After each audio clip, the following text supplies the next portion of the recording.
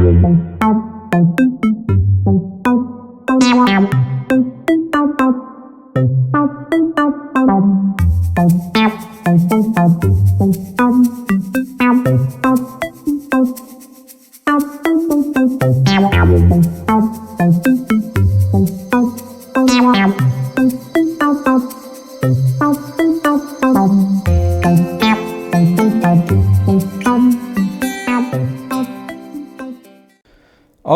हम एक तरह से ना हेजिंग वाला पार्ट शुरू करेंगे कि ये जो रिस्क हमने अभी देखे इनसे बचा कैसे जा सकता है, इनको मैनेज कैसे किया जा सकता है।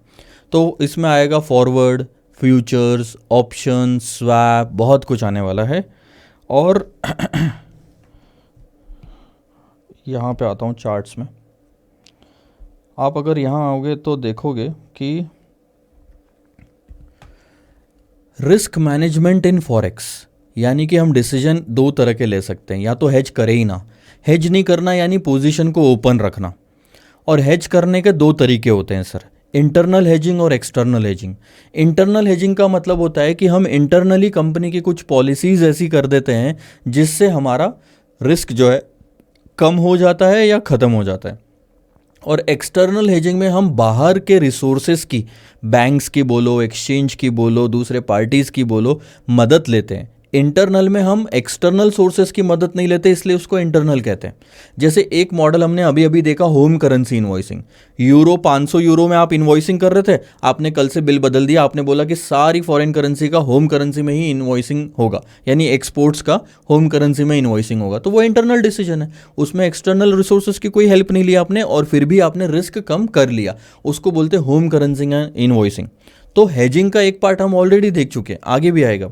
एक्सटर्नल हेजिंग में क्या होता है, डेरिवेटिव्स का इस्तेमाल करेंगे, फॉरवर्ड, ऑप्शन, फ्यूचर, स्वैप, और मनी मार्केट का भी इस्तेमाल करेंगे। तो ये सब चीज़ें तो हम बाद में देखेंगे। अभी हम शुरुआत करेंगे सर इंटरनल हेजिंग से।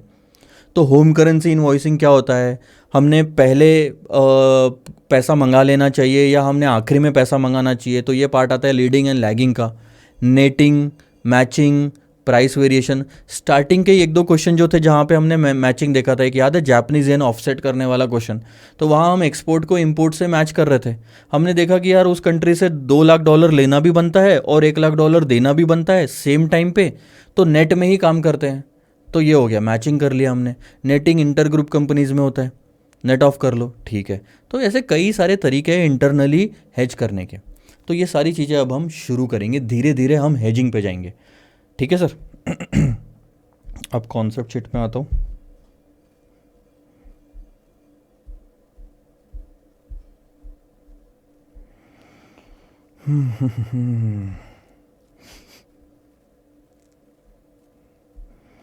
तो देखो, हम सबसे पहले ना इधर से शुरू करेंगे। ये जो लीडिंग लैगिंग वाला कॉन्सेप्ट चल रहा है, लीडिंग लैगिंग, फिर इन्वेस्टमेंट वाले कुछ पार्ट आएंगे, इसके बाद में लीडिंग लैगिंग, यहाँ तक क्वेश्चन नंबर 62 तक ऑलमोस्ट सेम सेम चलेगा।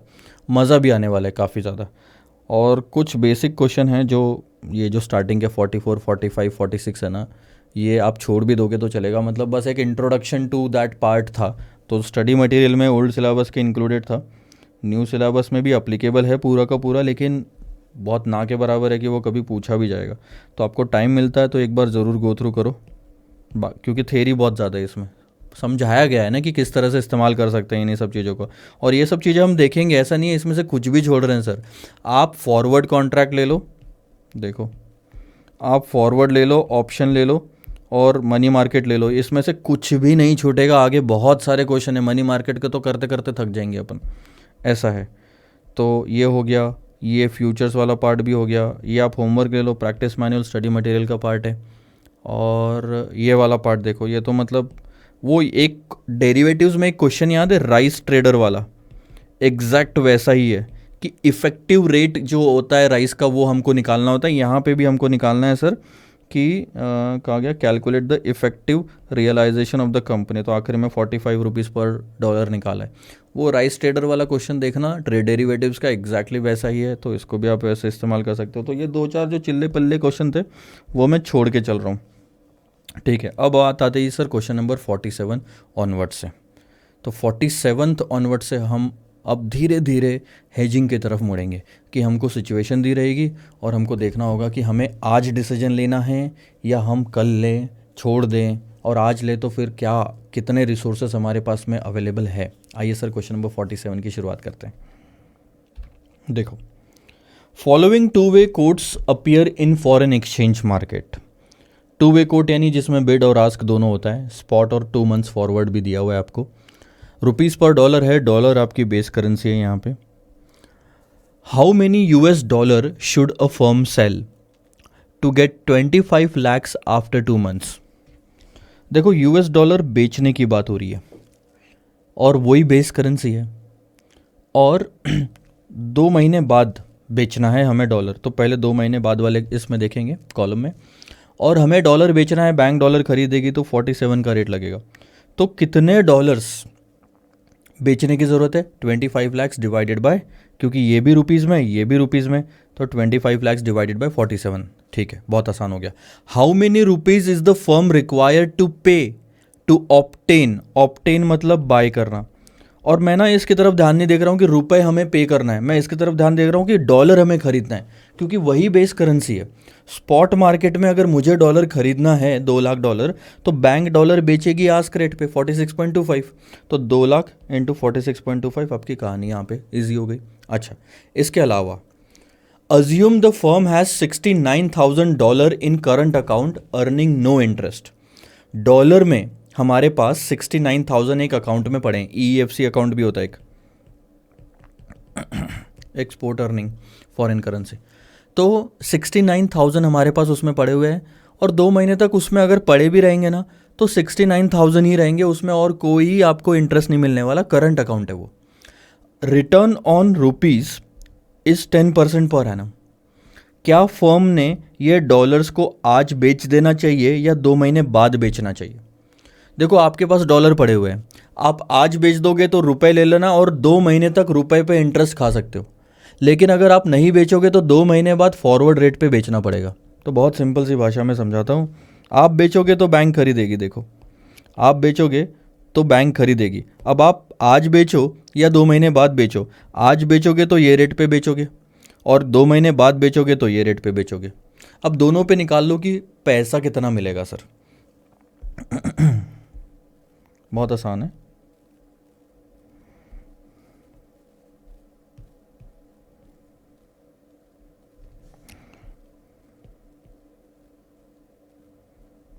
ठीक है, तो आप अगर आज भी बेच सकते हो $69,000, आप 2 महीने बाद भी बेच सकते हो। दोनों में से क्या फ़ायदेमंद है देखते हैं। आज बेचते हैं तो एक रेट लगेगा, 2 महीने बाद बेचेंगे तो एक रेट लगेगा, 46 और 47। हम बेचेंगे, बैंक खरीदेगी, तो बिड रेट लग रहा है। ठीक है, तो वो हो गया, यहाँ आएगा 34,74,000, यहाँ आएगा 32,43,000। अब आ गए रुपीज़ में। अब देखो, क्या मैं इन दोनों को कंपेयर कर सकता हूँ? मैं इन दोनों को कंपेयर नहीं कर सकता सर, क्योंकि टाइमिंग अलग अलग है। रुपीज़ पे तो मैं इंटरेस्ट खा सकता हूँ ना, तो मैं क्या करूँगा, रुपीज़ वाले वैल्यू को इन्वेस्ट कर दूंगा। यहाँ अगर मैंने बेचा डॉलर को तो मैं इसको इन्वेस्ट कर दूंगा 31,74,000, और इन्वेस्टमेंट पे मुझे कितना 10% मिलेगा पर एनम। तो देखो क्या होगा, बहुत सिंपल है, 1 + 0.10 इंटू 2/12।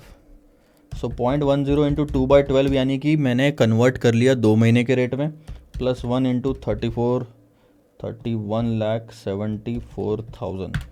तो ऐसे अगर मैं करता हूँ तो मुझे 2 महीने बाद कितने रुपए मिलेंगे पता है? 32,26,900। अब आप दोनों को कंपेयर कर सकते हो सेम टाइम पे। अब आप बताओ कौन सा ऑप्शन सबसे फ़ायदेमंद है? सर ये वाला ऑप्शन सबसे फ़ायदेमंद है कि ये वाला 32,27? तो आपको क्लियर दिख रहा होगा ये वाला ऑप्शन फ़ायदेमंद है, क्योंकि 2 महीने तक वेट करने के बाद में भी उसमें पैसा ज़्यादा मिल रहा है, 32,43,000। तो यहाँ आ जाते हैं, it is better to encash the proceeds after 2 months. देखो ये है 32,26,900। अगर आप आज बेच के इन्वेस्टमेंट करके 2 महीने बाद पैसा निकालते हो तो, और ये 2 महीने बाद का सीधा सीधा 32,43, है ना आसान काफ़ी। चलो क्वेश्चन नंबर 48 पे ध्यान देते हैं, ये थोड़ा मज़ेदारी वाला क्वेश्चन है। AM के लिमिटेड एक इंडियन बेस्ड कंपनी है, और उसकी ना 2 सब्सिडरी है, अमेरिका में और इंग्लैंड में। अब फोरकास्ट ऑफ सरप्लस फंड का क्या मतलब होता है कि एक्स्ट्रा पड़ा हुआ है सर, अगले 30 दिनों तक यूएस वाली जो हमारी कंपनी है सब्सिडरी, उनके पास 12.5 मिलियन डॉलर्स पड़े हुए हैं फालतू के, और यूके वाले के पास 6 लाख पाउंड पड़े, 6 मिलियन पाउंड यानी 60 लाख पाउंड, ठीक है। Following exchange rate is obtained. अब आप देखना एक्सचेंज रेट जो आपको दिए हैं वो इनडायरेक्ट कोड में दिए हैं क्योंकि रुपीज़ आपकी बेस करेंसी है, ठीक है, कन्वर्ट मत करना। स्पॉट रेट दिए डॉलर के और पाउंड के, फॉरवर्ड रेट भी दिया डॉलर पाउंड के। बिड आस्क नहीं है सर, ये डॉलर और पाउंड, डॉलर और पाउंड। आज अगर डॉलर में डील करना है तो ये, पाउंड में ये, 30 दिन बाद करना है तो ये और ये, ठीक है ठीक है ठीक है। देखो एनुअल बोरोविंग और डिपॉजिट रेट्स भी आपको दिए हुए हैं। अब एक चीज़ का ध्यान रखना, बैंक हमेशा ज़्यादा रेट पे लोन देगी और कम रेट पे डिपॉजिट लेगी, ठीक है। अब आपको लोन चाहिए तो ज़्यादा रेट ही अप्लीकेबल होगा। अब यहाँ पे बोरोविंग रेट दिया तो ये बन जाते हैं आपके बोरोविंग रेट जो ज़्यादा है रेट्स दूसरे वाले रेट से, और ये आपके लिए बन जाते हैं डिपॉजिट रेट्स कि कम रेट में डिपॉजिट आप कर सकते हो बैंक के साथ में पैसा अगर जमा करना है तो, ठीक है।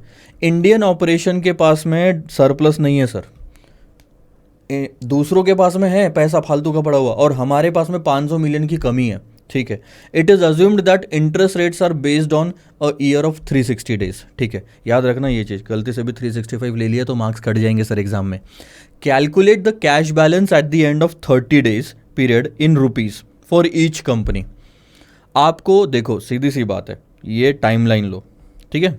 अब मैं आपको 3 चीज़ें दिखा रहा हूँ। आपके पास डॉलर में 12.5 मिलियन, पाउंड में 6 मिलियन और रुपीज़ में ब्रैकेट में ले लो 500 मिलियन का डेफिसिट। ये पैसा अपने अपने करेंसीज में पड़ा हुआ है, ठीक है। अब आपको इन तीनों का इस पॉइंट का रुपी वैल्यू बताना है, इस पॉइंट का। तो 2 ऑप्शन है आपके पास में जो क्वेश्चन ने यहाँ पे आपको दिए है, ठीक है। Each of the following scenarios ignoring transaction cost and taxes. Her company invest करती है अगर सरप्लस है तो, और फाइनेंस कराएगी यानी बोरो करेगी अगर डेफिसिट है तो।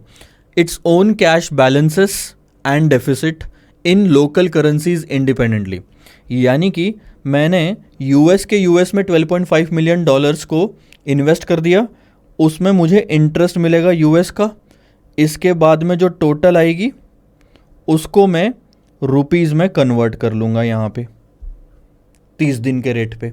सेम मैं पाउंड के साथ करूँगा, इंटरेस्ट आएगा, टोटल होएगी, उसको मैं 30 दिन के रेट पे कन्वर्ट कर लूँगा। तो इन दोनों केस में 30 डेज़ का फॉरवर्ड रेट लगेगा जो पिछले वाले टेबल में सबसे नीचे दिया था, ठीक है सर। और दोनों सरप्लस है तो दोनों में इन्वेस्ट करूँगा, ये इन्वेस्ट करूँगा यानी कि ये रेट लगेगा, सही बात है ना। डिपॉजिट कर रहा हूँ मैं बैंक के पास में दे रहा हूँ तो कम रेट ही मिलता है ना, 1.5 3.7, ठीक है। अब आप ये डेफिसिट देख लो, ये इंडिया का इंडिया में ही आप बोरो वो करोगे और इस पे भी आपको इंटरेस्ट देना पड़ेगा, यहाँ पे देने वाली बात आ जाएगी। इस टोटल को कर लेना, और ये क्या कन्वर्ट करने की ज़रूरत है, ये तो टोटल का टोटल ही है, ये तो रुपीज़ का रुपीज़ ही है, और इन सब की टोटल कर लो, कहानी ख़त्म। ये आपका आ गया ए। आपको मैं दूसरा ऑप्शन बताता हूँ।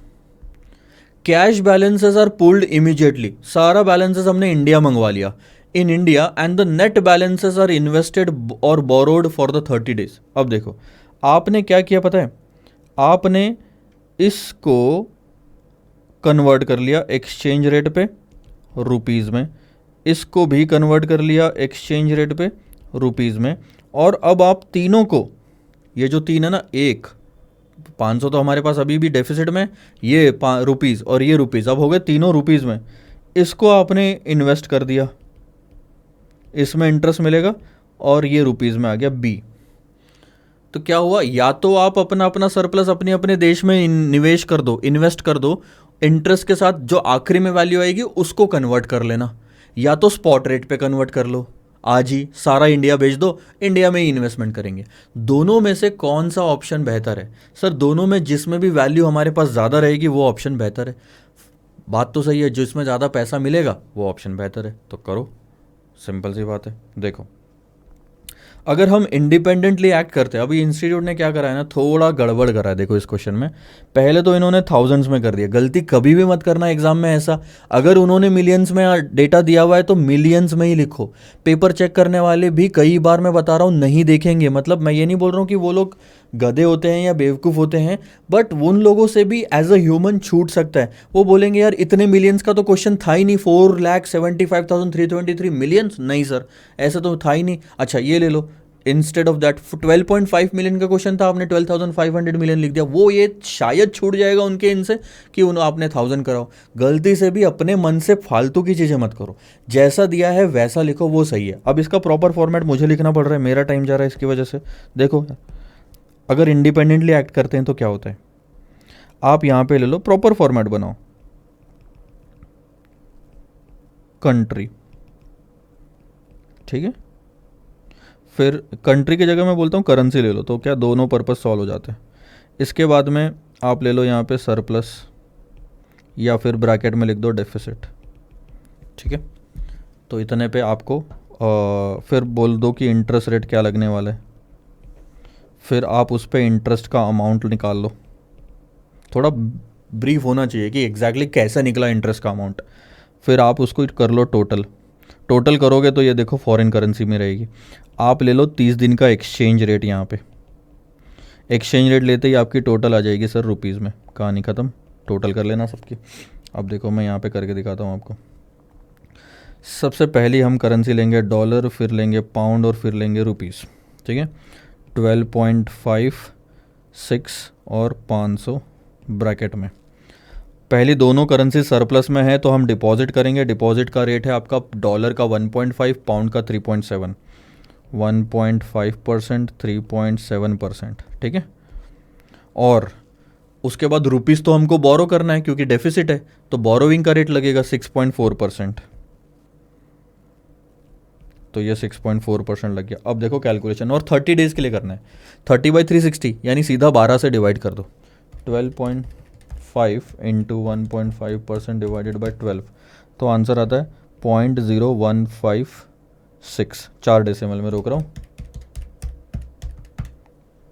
0.0185,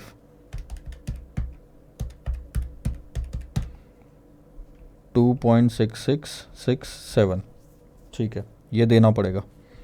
अब आप कर लो टोटल, तो ये आ जाएगा 12.0156, 6.0185। एक बार देखना तो यार 6 ही है क्या कुछ और है।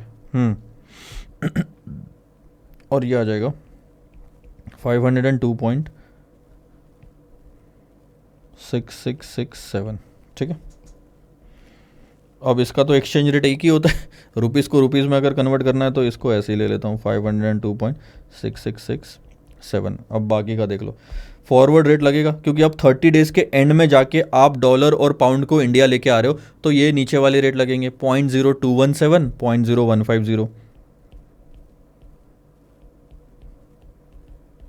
और देखना ये इनडायरेक्ट रेट है, यानी कि 0.0217 भी डॉलर में है, 12.0156 जो लिखा है वो भी डॉलर में, दोनों की डॉलर करेंसी है, तो सेम करेंसी होने की वजह से हम डिवाइड करते हैं।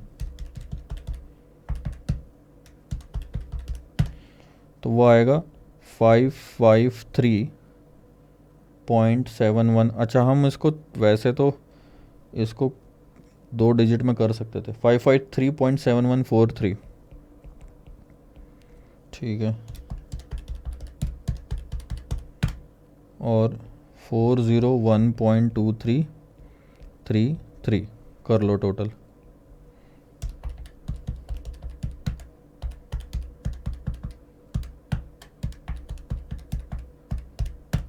तो वो आता है आपका 452.2809। तो ये तो हो गया सर एक आंसर कि अगर हमने अपने अपने देश में इन्वेस्टमेंट करवाया उन लोगों को और आखिरी में सारी करेंसी इंडिया लाई और कन्वर्ट करी तो क्या होगा। लेकिन अगर हम इसको नाम दे देते हैं एक्टिंग इंडिपेंडेंटली, बट अगर हमने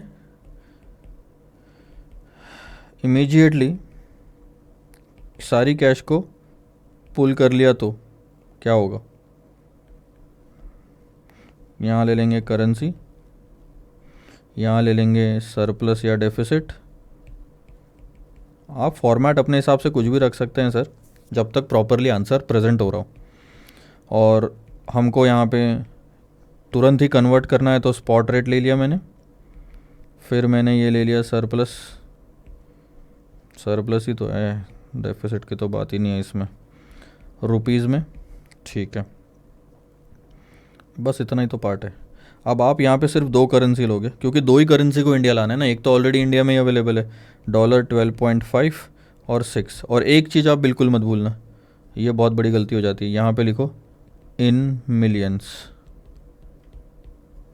यहाँ पे भी सेम चीज़ लिखोगे। ठीक है, अब मैं फॉर्मेटिंग पे ज़्यादा ध्यान नहीं दे रहा हूँ, बट ये ज़रूरी है। अब आप स्पॉट रेट ले लो, आज के आज ही सब कुछ लेके आ रहे हो तो स्पॉट रेट ये वाले ले लो, स्पॉट वाले 0.0215 और 149।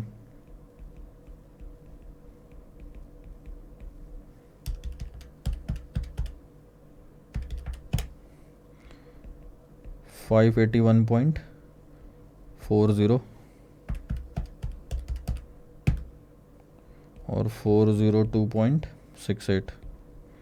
अब आप इनकी टोटल कर लो तो इंडिया में जो कन्वर्ट करा है आपने बाहर का पैसा, उसकी टोटल हो गई 984.08। उसमें से आप इंडिया का जो डेफिसिट है वो माइनस कर दो। अब आप थोड़ी बोरो करोगे जब आपके पास ही इतना सारा सरप्लस पड़ा है, तो उसी में से अपना डेफिसिट की अमाउंट साइड में कर लो, और बाकी जो पैसा बचा है सर 484.08, उसको आप चाहो तो इन्वेस्टमेंट कर सकते हो, नहीं भी करोगे तो भी आपका आंसर आ गया, क्योंकि 0 पॉइंट पे आपको इस ऑप्शन में 484 मिल रहा है और यहाँ 30 दिन बाद भी 452 ही है। अब आप 484 को और इंटरेस्ट ऐड करोगे तो वो बढ़ेगा ही, तो यहीं पे आप फाइनल डिसीजन ले सकते हो कि इंटरेस्ट ऐड करने की ज़रूरत ही नहीं है, हमें क्लियर समझ में आ गया है कि और इंटरेस्ट ऐड करके हम बढ़ेगा ही ये वैल्यू, तो सारी कैश फ्लोज को इमीडिएटली इंडिया में पुल कर लेना चाहिए। बहुत बड़ा डिफरेंस आ रहा है, ये देखो। तो अब हम देखेंगे, ये 475 आया है, मेरे से कुछ गलती हुई है, 452 नहीं आना चाहिए, कैलकुलेशन मिस्टेक है सर।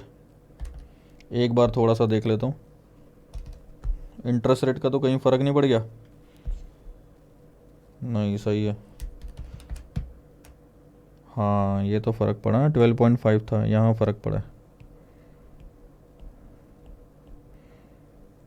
12.5 प्लस 0.0156, यह आया था 12.5156।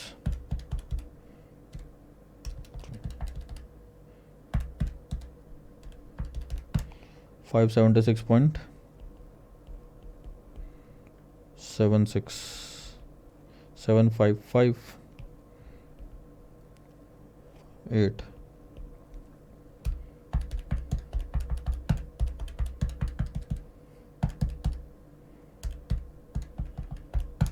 475.3224 देख लो, फिर भी आंसर वही रहेगा। वहाँ 475 है 30 डेज़ के बाद, यहाँ 0 पॉइंट पे 484 है, तो आप और 30 दिन का इंटरेस्ट ऐड करोगे और बढ़ जाएगी वैल्यू। ठीक है, अब इंस्टीट्यूट ने भी वैसे ही करा है, ये 30 दिन के बाद की वैल्यू है और ये 0 टाइम पे ही उन्होंने दे दिया, इंटरेस्ट ऐड ही नहीं करा इसमें अभी तक। ठीक है, इमीडिएटली कैश पुल कर लेना चाहिए। ये डिसीजन हो गया ना आपका। अब देखो क्वेश्चन नंबर 49 आपका मैं होमवर्क दे रहा हूँ। 49 जैसा नहीं, 49 नहीं होमवर्क दूंगा, 49 लूँगा मैं, 50 होमवर्क दूंगा। 49 जैसा ही आपका क्वेश्चन नंबर 50 है। तो सेम है दोनों, तो एक ऑफ होमवर्क ले लोगे सर। ठीक है, आप आ जाओ आप क्वेश्चन नंबर 49 पे। काफ़ी इंटरेस्टिंग है और मज़ा आएगा सर, इसमें काफ़ी मज़ा आएगा।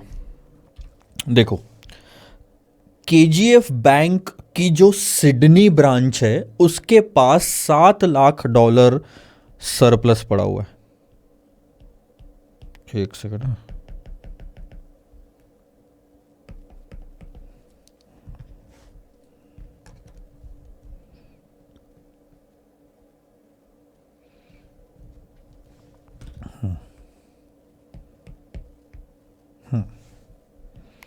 तो $7 लाख सरप्लस पड़ा है 2 महीने के लिए, ऐसे नहीं है कि साल साल भर तक सरप्लस चला लेंगे। Cost of the funds to the bank is 6% per annum. अब यहाँ बहुत सारा कन्फ्यूजन हो सकता है कि एक तो बोलते हैं सरप्लस पड़ा है यानी कि एक्स्ट्रा में है, और फिर बोलते हैं कि उस पर 6% का हमको खर्चा भी यानी इंटरेस्ट भी लग रहा है। ये क्या मतलब हो गया? तो इसका मैं आपको बैकग्राउंड समझाता हूँ अपने मन से बना के, आपको स्टोरी समझ में आ जाएगी। मान लो किसी वजह से हमने $10 लाख का लोन लिया था 6% पर एनम पे, ठीक है। अब उसमें से $3 लाख हमने इस्तेमाल कर लिए, बैलेंस हमारे पास बचा है $7 लाख। इसे भी इस्तेमाल करने के लिए ही लोन लिया है, लेकिन अगले 2 महीने तक इसे नहीं कर सकते इस्तेमाल, कुछ तो काम कहीं फंसा होगा, अप्रूवल लेंगे उसके बाद वो पैसे की ज़रूरत होगी। तो 2 महीने तक क्या जिसने हमको $10 लाख दिए हैं बैंक ने, क्या वो इंटरेस्ट चार्ज नहीं करेगा? वो करेगा। उसको क्या लेन देन है कि हम $7 लाख इस्तेमाल कर रहे कि नहीं। जैसे ही हमारे बैंक में $10 लाख आ गया, उसने इंटरेस्ट चार्ज करना शुरू कर दिया। तो क्वेश्चन यही बोल रहा है कि अब 10 में से 7 लाख हमारे पास सरप्लस पड़ा है 2 महीने के लिए, लेकिन ऐसा नहीं है कि फ्री में पड़ा है, हमें इस पे 6% इंटरेस्ट लग रहा है। अब आई बात का आपको समझ में? ठीक है। अब एक चीज का ध्यान दो, आगे कुछ भी लिखा हो, एक चीज समझ में आ जाए कि 2 महीने बाद $7 लाख आपको रीपे करना है। अब आप रीपे करो नहीं करो, लेकिन उसका इंटरेस्ट के साथ आउटफ्लो निकाल लो। अब हम ये मान के चलेंगे क्योंकि यूएस डॉलर है, हम कौन सी ब्रांच है हमारी? सिडनी। सिडनी आता है ऑस्ट्रेलिया में, तो हमारी करेंसी कौन सी हो गई? Australian dollar. ये ऑस्ट्रेलियन डॉलर हमारी करेंसी है। तो ये जो यूएस डॉलर हमने लोन ले रखा है, ये हमें वापस चुकाना पड़ेगा सर 2 महीने में, इस चीज का ध्यान रहे। अच्छा, 6% साल भर के लिए, तो 2 महीने के लिए कितना हो गया? 1%। तो हमें वापस कितना चुकाना है? $7,07,000। ठीक है। यानी आप इसका इस्तेमाल करो ना करो, इतना बस समझ लेना कि 2 महीने बाद $7,07,000, $7,07,000 आपको खरीद के यूएस बैंक को वापस देना है। ठीक है सर। यानी एक चीज तो कंफर्म है, हर केस में हमारा आउटफ्लो 2 महीने बाद फिक्स है। लेकिन आउटफ्लो अपनी होम करेंसी में निकालो कि ये जो यूएस डॉलर है $7,07,000 का 2 महीने बाद का, इसे खरीदने के लिए कितने ऑस्ट्रेलियन डॉलर आपको लगेंगे। ठीक है, आगे निकालते हैं। Cost of the fund is this, they propose to invest these funds in Sydney, न्यूयॉर्क और टोक्यो। क्योंकि 2 महीने तक फालतू में पड़ा हुआ है ये पैसा, तो हम चाह रहे हैं कि 2 महीने के लिए या तो हम हमारे ही देश की सिटी सिडनी में इन्वेस्ट कर दे, या तो अमेरिका में न्यूयॉर्क में इन्वेस्टमेंट कर दे, या तो जापान के टोक्यो में इन्वेस्टमेंट कर दे। ठीक है। And obtain the best yield. जिस भी किसी देश में इन्वेस्ट करोगे, उस देश की करेंसी में आपको करना पड़ेगा। तो अगर आप सिडनी में करते हो, तो आपको पहले वो $7 लाख स्पॉट रेट पे बेच के ऑस्ट्रेलियन डॉलर लेना पड़ेगा और उसे इन्वेस्ट करना पड़ेगा। या आप न्यूयॉर्क में करते हो तो बहुत बढ़िया है, आपके पास है भी यूएस डॉलर और इन्वेस्टमेंट भी यूएस में करना है, तो सीधा उठा के इन्वेस्ट कर दो। ठीक है। और अगर टोक्यो में करना है, तो पहले ध्यान देना, आपको जिस तरह से रेट दिया है, Sydney on New York, Sydney on Tokyo, New York on Tokyo नहीं दिया हुआ है आपको। तो आपको पहले वो $7 लाख ऑस्ट्रेलियन डॉलर में कन्वर्ट करना है, फिर उन ऑस्ट्रेलियन डॉलर को देके जापानीज येन लेना है, और फिर टोक्यो जाके इन्वेस्टमेंट करोगे without any exchange risk to the bank. Risk नहीं चाहिए, यानी कि 2 महीने बाद जो भी ट्रांजैक्शन होने वाले हैं फॉरेन करेंसी में, उसके लिए फॉरवर्ड रेट ले लो 2 महीने के। The following rates of interest are available at the 3 centres for investment of domestic fund there for a period of 2 months. Sydney में करोगे इतना मिलेगा, न्यूयॉर्क में करोगे इतना मिलेगा, टोक्यो में करोगे इतना मिलेगा। मार्केट रेट देखना, Australia for US dollar and yen are as under. In Australia for dollar and yen लिखा है। अब जिस तरीके से लिखा है मैं उस एंगल से बताता हूँ आपको। शायद ऑस्ट्रेलियन डॉलर और यूएस डॉलर के बीच में कौन बड़ा छोटा है ये ज़्यादा समझ में ना आए, लेकिन आपको यहाँ से समझ में आ जाएगा कि जापानीज येन तो छोटा है, काफ़ी वीक है अभी एज ऑफ नाउ। आप गूगल पे सर्च करना, तो ऑस्ट्रेलियन डॉलर होता है सिडनी का, और जापान का होता है JPY, इसका होता है ऑस्ट्रेलियन डॉलर, इसका होता है USD। अब आप बताओ 79.09 दिखा है, ये क्या होगा? जापानीज येन होगा पर ऑस्ट्रेलियन डॉलर, या ऑस्ट्रेलियन डॉलर होगा पर जापानीज येन? सिंपल है सर, 79। एक से ज़्यादा जापानीज येन ही देना पड़ेगा आपको ऑस्ट्रेलियन डॉलर के लिए। तो ये ISO कोड में है सर, बहुत सिंपल बता रहा हूँ। ऑस्ट्रेलियन डॉलर दोनों केस में आपकी बेस करेंसी है, यानी दोनों कोड्स आपको इनडायरेक्ट दिए हुए हैं, कंफ्यूज और थोड़ा कॉम्प्लेक्सिटी बढ़ाने के लिए क्वेश्चन में। दोनों कोट आपको इनडायरेक्ट दिए हुए हैं, क्योंकि आप खुद ऑस्ट्रेलिया में हो, सिडनी में, और ऑस्ट्रेलियन डॉलर ही बेस करेंसी है। तो कहीं पे भी जब बिड या आस्क लेने की बारी आएगी, मेरी बात को ध्यान से सुनना, ये मार्केट में बैंक के पास रिक्वायरमेंट रखना कि आप ऑस्ट्रेलियन डॉलर को खरीदना चाहते हो कि बेचना चाहते हो। ये नहीं कि बाकी करेंसी में क्या करना है, छोड़ दो। बाकी करेंसी से पहले ये निकालो कि इस करेंसी में क्या करना चाहते हो, और तब जाके बैंक के एंगल से रेट लेना कभी गलत नहीं होगा। बोलने का मतलब है बिड आस्क उठाने के पहले हमेशा बेस करेंसी में बात करो कि आप क्या खरीदना बेचना चाहते हो। ठीक है सर। अब आपको रेट्स दिए हुए, रेट्स में आप थोड़ा सा अगर ध्यान देंगे तो हमको 1 मंथ के रेट तो कोई काम के नहीं है, तो ये दोनों भी भूल जाओ। लेकिन आप 2 मंथ्स के रेट देखना, स्वैप पॉइंट्स दिए हुए, तो ये असेंडिंग ऑर्डर में है और ये डिसेंडिंग ऑर्डर में। असेंडिंग ऑर्डर में है तो हम स्वैप्स को ऐड करते हैं फॉरवर्ड के लिए, और इसमें से हम माइनस करते हैं फॉरवर्ड के लिए। डिसेंडिंग में है तो हम एक काम करते हैं, पहले ना फॉरवर्ड रेट निकाल के लिख लेते हैं ताकि बाद में कोई कन्फ्यूजन ना रहे। ठीक है सर। तो मैं 0.7100, 0.7300, इसमें 0.0025 लास्ट के 2 डिजिट्स जो है वो मैं चेंज करूँगा, ये 30, और ऐड करना है क्योंकि बढ़ रहा है, तो ये हो गया 0.7125, ये हो गया 0.7330। वैसे ही ये वाला ले लो। अच्छा, ये जो था ये था ऑस्ट्रेलियन डॉलर यूएसडी। कभी भी आड़े टेढ़े तरीके से कोटेशंस दिए होते हैं ना, उसको वैसा मत रखो। पहले सिंपल लैंग्वेज में कहीं लिख लो और उसके बाद उस डेटा को इस्तेमाल करो, गलतियां कम होगी।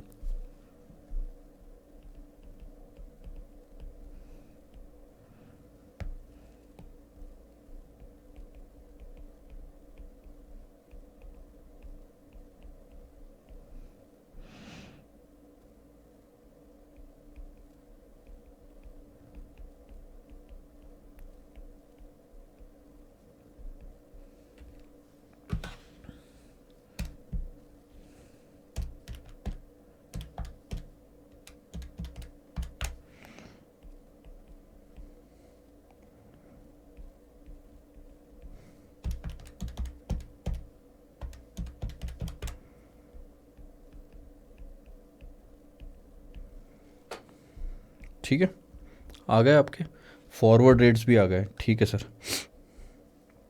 तो स्पॉट और फॉरवर्ड दोनों अब हमें एक ही जगह से पता चल जाएंगे, वो रहे। ठीक है, ये स्पॉट फॉरवर्ड, स्पॉट फॉरवर्ड। ठीक है, अब देखो। हाँ, सबसे पहले मैं एक काम करता हूँ, मैं ना ये पता लगा लेता हूँ कि 2 महीने बाद जब मुझे रीपेमेंट करना होगा मेरे लोन का, एक तरह से मैंने ये लोन लेके रखा है $7 लाख का, तो $7,07,000 2 महीने बाद मुझे खरीदना पड़ेगा, और मैं अपनी होम करेंसी को दे के खरीदूंगा। तो ऑस्ट्रेलियन डॉलर मैं बेचूंगा, यूएस डॉलर खरीदूंगा, और उस बैंक को पेमेंट करूंगा जहां से मैंने लोन लिया। तो बेस करेंसी में बात करते हैं। ऑस्ट्रेलियन डॉलर मैं बेचूंगा, बैंक खरीदेगी, तो बिड रेट लगेगा अगेंस्ट यूएसडी। तो कौन सा रेट आएगा सर यहाँ पे? ये रेट ले लूँ 7125 वाला। इस रेट पे मैं $7,07,000 खरीदूंगा। मैं यूएस डॉलर खरीदूंगा और ऑस्ट्रेलियन डॉलर बेचूंगा, तो बैंक खरीदेगी बेस करेंसी। बस यही है फ़र्क बेस करेंसी में बात करने का। बहुत सारे बच्चे यहाँ पे क्या गलती करेंगे ये भी मैं बता रहा हूँ। बच्चा बोलेगा $7,07,000 मुझे खरीदना है, बैंक को बेचना है, तो आस्क रेट लगाओ। गलत। आपने ये देखा ही नहीं कि क्या सही में बिड और आस्क पे बैंक क्या खरीद और बेच रही है। वो ऑस्ट्रेलियन डॉलर खरीद और बेच रही है, तो ऑस्ट्रेलियन डॉलर बैंक खरीदेगी 0.7125 पे। ठीक है, तो अब मैं यहाँ पे एक कैलकुलेशन तो कर लेता हूँ, वो है सर कि $7,07,000 यूएस डॉलर है, मल्टीप्लाइड बाय ऑस्ट्रेलियन डॉलर करूँगा। नहीं, मल्टीप्लाई कहाँ से होगा सर, ये तो डिवाइड होगा। क्यों? देखो 0.7125 यूएस डॉलर है एक ऑस्ट्रेलियन डॉलर के लिए, तो इसकी करेंसी क्या है? यूएसडी। मुझे भी क्या चाहिए? यूएसडी। तो 0.71 डिवाइड करेंगे, सेम करेंसी होने की वजह से, तो हमें पता चल गया ऑस्ट्रेलियन डॉलर कितने लगेंगे।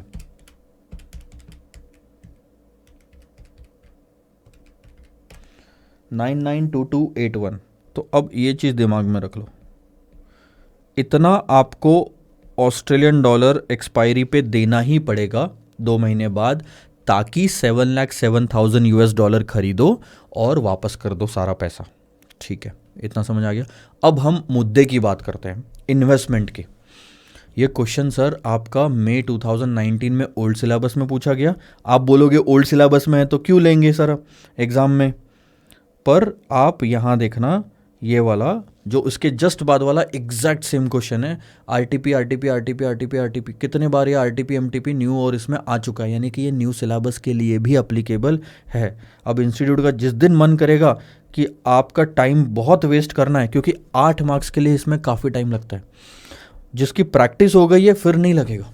मैं तो आपको एक एक पॉइंट समझा रहा हूँ, फटाफट करना है तो 2 से 3 मिनट लगते हैं सर। चलो अब हम तीनों देश में इन्वेस्टमेंट की बात करते हैं। ठीक है, आपके पास 7 लाख डॉलर से हम सिडनी में इन्वेस्टमेंट करेंगे, हमारे ही देश में। तो सबसे पहले वो डॉलर हम बेचेंगे। अब टाइमलाइन के हिसाब से चलो सर, फालतू गड़बड़ नहीं चाहिए मुझे। क्वेश्चन नंबर 49 देखना, आपके पास में यूएस डॉलर है 7 लाख, आप इसे बेच दो। बेचोगे तो स्पॉट पे बेच रहे हो ना, आज ही बेच रहे हो तो स्पॉट हो गया। इसके बदले में ऑस्ट्रेलियन डॉलर ले लो। ठीक है, कितना? अच्छा, बेचने का रेट ले लो पहले तो। आज आप बेचना चाहते हो यूएस डॉलर, मेरी बात को ध्यान से देना। आप यूएस डॉलर बेच के, बेस करेंसी क्या है? ऑस्ट्रेलियन डॉलर, गलती बिल्कुल नहीं करना। आप यूएस डॉलर बेच के ऑस्ट्रेलियन डॉलर खरीदना चाहते हो, बैंक बेचना चाहती है, बैंक का आस्क रेट लगेगा जो कि है 0.73, सही बोला, 7300। ठीक है, तो ये रेट लगेगा 0.7300, और ये भी यूएसडी में है, सेम है, इसलिए डिवाइड करोगे तो आपको 958,904 ऑस्ट्रेलियन डॉलर मिल जाएंगे।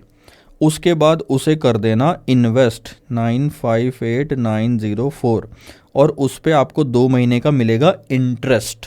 तो इंटरेस्ट सिडनी में करोगे 7.5% से मिलेगा। कैसे मल्टीप्लाई करोगे उसको? 1 + 0.075 इंटू 2/12। अब मुझे देखना तो इन्होंने कहीं डेज में तो नहीं ले लिया। हाँ सही है, तो ऐसे कर दिया मैंने इन्वेस्टमेंट।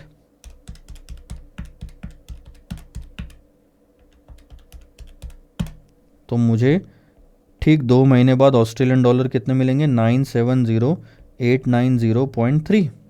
पॉइंट को छोड़ दो, चलो इतने मिल जाएंगे। और एक चीज़ अभी भी मत भूलो, आपको वो 7,07,000 डॉलर खरीदने के लिए इतने देने पड़ेंगे सर, 992,281 देने पड़ेंगे आपको। तो ऑस्ट्रेलियन डॉलर आपको यहाँ पे 992,281 देने पड़ेंगे। यहाँ आपको क्लियर लॉस नज़र आ रहा होगा। कितने का? 21,391 डॉलर्स ऑस्ट्रेलियन, वो भी। तो क्या ये फ़ायदेमंद है सौदा?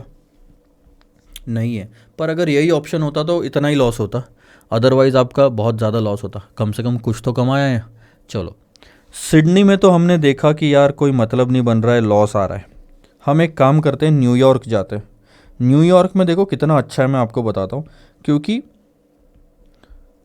न्यूयॉर्क में क्या करना है, उनकी करेंसी खुद वही है जो हमारे पास पैसा पड़ा है, कन्वर्जन का कोई झंझट ही नहीं है। तो हम यहाँ पे यूएस डॉलर 7 लाख इन्वेस्ट कर देते हैं, सीधा इस पे हम क्लेम कर रहे हैं अब इंटरेस्ट 1 + 0.08 इंटू 2/12।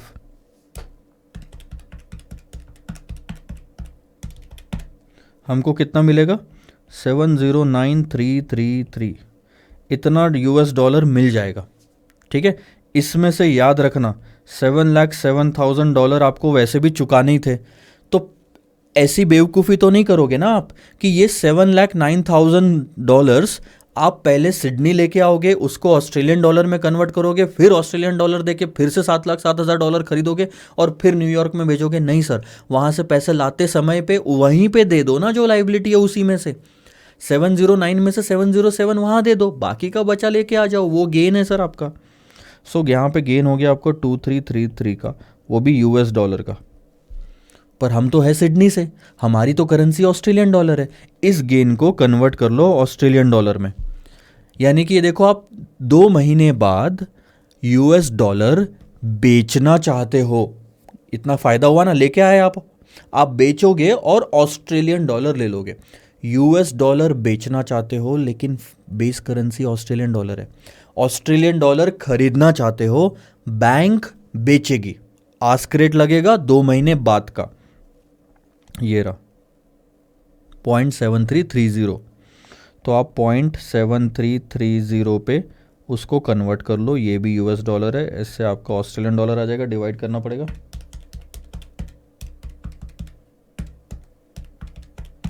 तो आपको ऑस्ट्रेलियन डॉलर 3183 का फ़ायदा हुआ। तो देखो एक चीज़ तो क्लियर हो गई कि हम सिडनी में इन्वेस्टमेंट नहीं कर रहे हैं, न्यूयॉर्क में चलेगा, क्योंकि सिडनी में इन्वेस्टमेंट करने से लॉस आ रहा है, यहाँ इन्वेस्टमेंट करने से फ़ायदा आ रहा है अभी तक। अब इसको सिर्फ जापानीज़ येन यानी कि टोक्यो ही बचा सकता है अगर जीतनी है बाजी तो।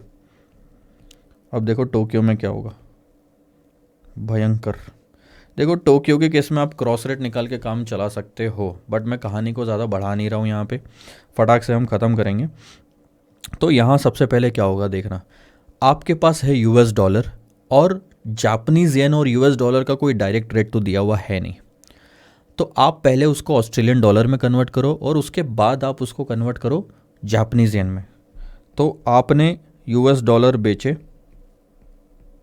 उसके बदले में क्या खरीदा सर, आपने खरीदा ऑस्ट्रेलियन डॉलर, ठीक है।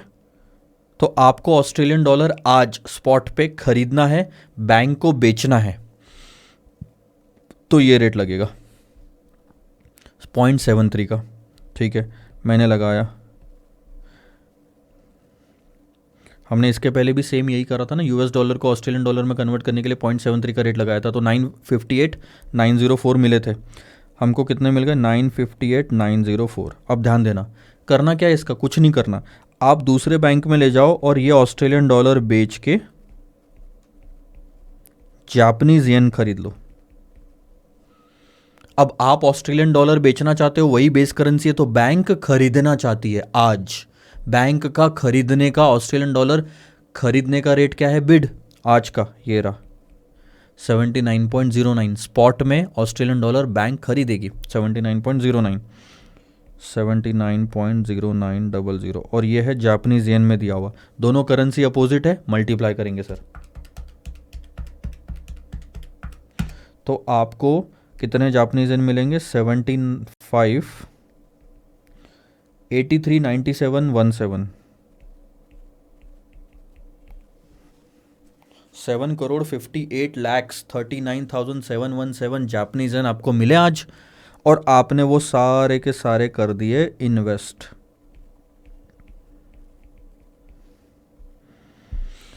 समझा प्रोसीजर आपको, क्योंकि डायरेक्ट नहीं दिया था तो पहले यूएसडी से ऑस्ट्रेलियन डॉलर, ऑस्ट्रेलियन डॉलर से जापानीज येन, जापानीज येन से इन्वेस्टमेंट। अब इन्वेस्टमेंट करा तो उस पर आपको रिटर्न भी मिलना चाहिए, एग्जैक्टली।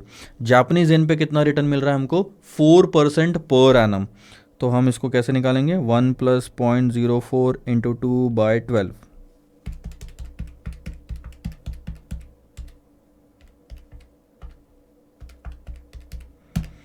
तो आपको मिलेंगे जापानीज येन 76345315। ठीक है, इसको हम नीचे ले लें,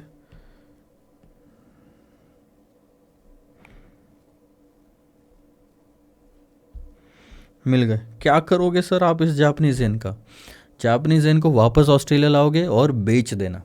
जापानीज येन मिले, जापानीज येन आप बेच दो, 7,63,45,315 बेचोगे तो कोई रेट पे बेचोगे, और उसके बदले में आप ऑस्ट्रेलियन डॉलर खरीदोगे जो बेस करेंसी है। आप ऑस्ट्रेलियन डॉलर खरीदना चाहते हो, 2 महीने बाद बैंक बेचेगी, 2 महीने बाद, तो बैंक का बेचने का रेट ऑस्ट्रेलियन डॉलर। देखो मैं स्टेप बाय स्टेप कैसे चल रहा हूँ, हर चीज़ को रेट लेने के पहले ऑस्ट्रेलियन डॉलर में कन्वर्ट कर रहा हूँ ताकि मेरे से गलती ना हो। बेस करेंसी में रेट लोगे कोई गलती नहीं होगी, 79.1950, और ये जापानीज येन में है, दोनों करेंसी सेम है, डिवाइड करेंगे तो आपके पास आएगा 964,017। इतना ऑस्ट्रेलियन डॉलर आपको मिला, और जो आपको लोन चुकाना था उसमें कितना ऑस्ट्रेलियन डॉलर जा रहा था आपका? 992,281।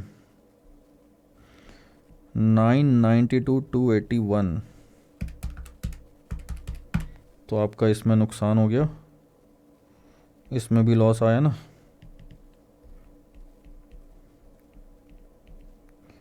28,264 का। बताओ, यहाँ नुकसान आ गया 28,264 का, और सिर्फ यहाँ फ़ायदा है न्यूयॉर्क में 3183 का, और यहाँ पे भी नुकसान है सिडनी में 21,391 का। चलो आंसर्स मैच करते हैं। ये रहा 21,391 ऑस्ट्रेलियन डॉलर।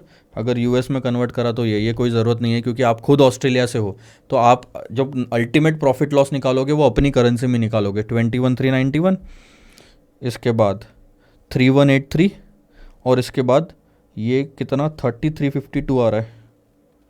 तो हमने कहीं गलती करी होगी कोई तो रेट लेने में। एक बार कैलकुलेशन देखने दो।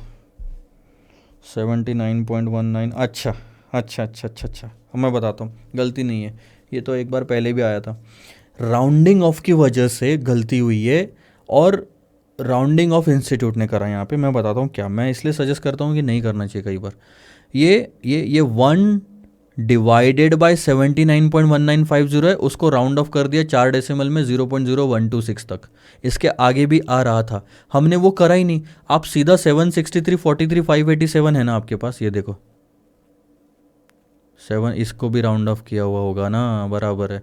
यहाँ पे भी तो एक बार राउंड ऑफ हुआ होगा, वहाँ पे भी एक बार राउंड ऑफ हुआ होगा, तो थोड़ा सा फिगर्स में फ़र्क पड़ गया। ये यहाँ एक बार राउंड ऑफ हुआ है और एक यहाँ हुआ है, तो ये 1 से 2,000 आपका उसी की वजह से आ रहा है। मैं सारे रेट्स आपको क्रॉस चेक करा देता हूँ। 79.09 और 0.73, ठीक है, ये देखो 0.73, 79.09, ये दोनों रेट मैच हो गए। इसके बाद में एक और रेट हमने यूज़ करा था, वो था 79.1950, ये भी आपका यहाँ पे मैच हो जाएगा 79.1950। रेट सारे मैच हो रहे हैं, आंसर बराबर है 30,000 आपका। क्योंकि बड़ी फिगर है ना वो 7,63,00,000 की, उस वजह से 2,000 ऑस्ट्रेलियन डॉलर का लॉस यहाँ ज़्यादा आ रहा है। मैं यही कह रहा हूँ, यहाँ ज़्यादा आ रहा है, हमने लॉस तो कम रखा है 28,264 का। ठीक है सर, तीनों आंसर सही है। अब इसमें से आप कौन सा चूज़ करोगे? न्यूयॉर्क वाला चूज़ करोगे, क्योंकि वहाँ फ़ायदा हो रहा है। अच्छा, अब अगर आप इस क्वेश्चन को देखोगे ना, अगला वाला, उसमें भी ऐसे ही है, लंदन, न्यूयॉर्क, फ्रैंकफर्ट। अब आप ऑस्ट्रेलिया से नहीं, अब आप लंदन से हो, तो आपकी होम करेंसी हो गई पाउंड। इसमें भी वैसे दिया हुआ है जीबीपी पाउंड, यानी आपकी खुद की होम करेंसी आपके लिए बेस करेंसी है। तो कैलकुलेशन उतने ही डिफिकल्ट है यहाँ पे भी, पर इसमें 3 जो आ रहे हैं वो तीनों आई थिंक गेन आएगा। इसमें प्रॉफिट आ रहा है 1662 पाउंड का, यहाँ प्रॉफिट आ रहा है 3231 का, और यहाँ 2047 का। तो अल्टीमेटली आंसर इसमें भी वही आ रहा है कि न्यूयॉर्क में इन्वेस्टमेंट करो, क्योंकि वहाँ पे भी इनके पास 5 लाख डॉलर ही है, यहाँ पे भी ये डॉलर ही है जिस पे हमको कॉस्ट बियर करनी पड़ रही है। आई होप आपको ये क्वेश्चन थोड़ा समझ में आया हो, काफ़ी अच्छा था, पर स्टेप बाय स्टेप चलो तो हर चीज़ को प्रॉपरली ऑर्गेनाइज करा है हमने इसमें। क्वेश्चन नंबर 51 इसके बाद का क्वेश्चन है सर, आप चाहो तो ज़रूर ब्रेक लो, लेकिन मैं आप कंटिन्यू कर रहा हूँ। आइए देखते हैं। Suppose you are a treasurer of XYZ PLC in UK. आप कहाँ हो सर? आप यूके में। ठीक है, XYZ हैव 2 ओवरसीज सब्सिडरी। हम यूके में हैं, हमारे अलावा 2 हमारी सब्सिडरी है। 1 is based in Amsterdam, another is in Switzerland. ठीक है, एक एम्स्टरडेम एक स्विट्ज़रलैंड में। एम्स्टरडेम कहाँ आता है पता है? नीदरलैंड में, यह कंट्री का नाम है। ठीक है, जो सरप्लस पोजीशन है फंड्स की in hand is as follows which do not need for the next 3 months. ये वही वाला क्वेश्चन है जैसे 2 सब्सिडरी और एक वो होता था, थोड़ा सा इसमें बस चेंज है, वो मैं समझाता हूँ। अगले 3 महीने तक हमको कोई पैसों की ज़रूरत नहीं है, ठीक है, but will be needed at the end of the 91 days. 91 days के एंड में हमें चाहिए। और तीनों, ये होल्डिंग कंपनी हो गई, ये है यूके में है, लंदन बोल लो तो पाउंड में है, स्विस सब्सिडरी स्विट्जरलैंड में तो स्विस फ्रैंक में, और डच सब्सिडरी यानी नीदरलैंड एम्स्टरडेम, तो ये हो गया अपना 14,50,000 यूरोस। तीनों में अपना पास पैसा पड़ा है बहुत।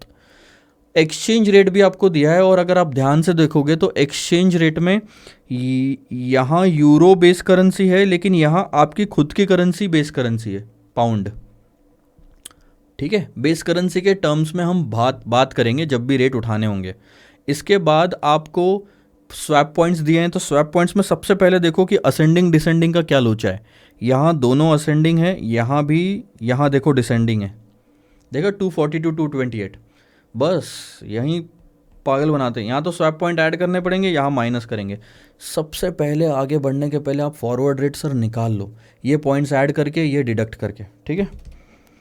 0.6858 प्लस 0.0037 तो 0.6895 0.6909, ठीक है।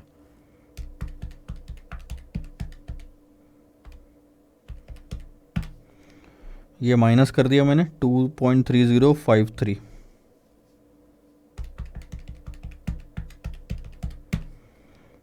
2.3098। और एक चीज ये है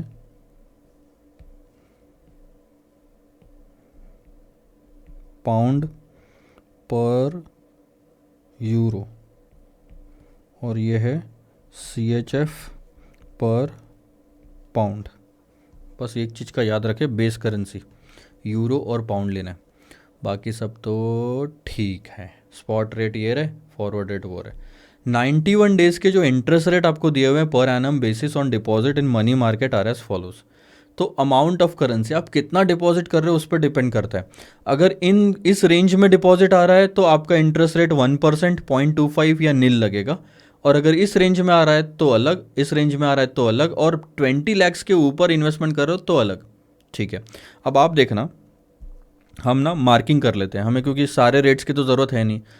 होल्डिंग कंपनी अगर इन्वेस्टमेंट करेगी, ध्यान देना, होल्डिंग कंपनी अगर अपने देश में इन्वेस्टमेंट करे तो 1,50,000 कहाँ आ रहा है, पाउंड का, ये इसके अंदर आ जाएगा, तो ये रेट लगेगा हमें, ठीक है।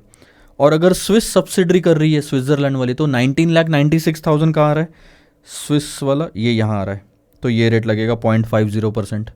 और 14,50,000 देखो कहाँ आ रहा है, ये भी यहाँ आ रहा है। तो ये 3 रेट हमारे काम के हैं फ़िलहाल के लिए। तो अगर हम अपने अपने देश में इन्वेस्टमेंट कर रहे हैं तो ये 3 रेट।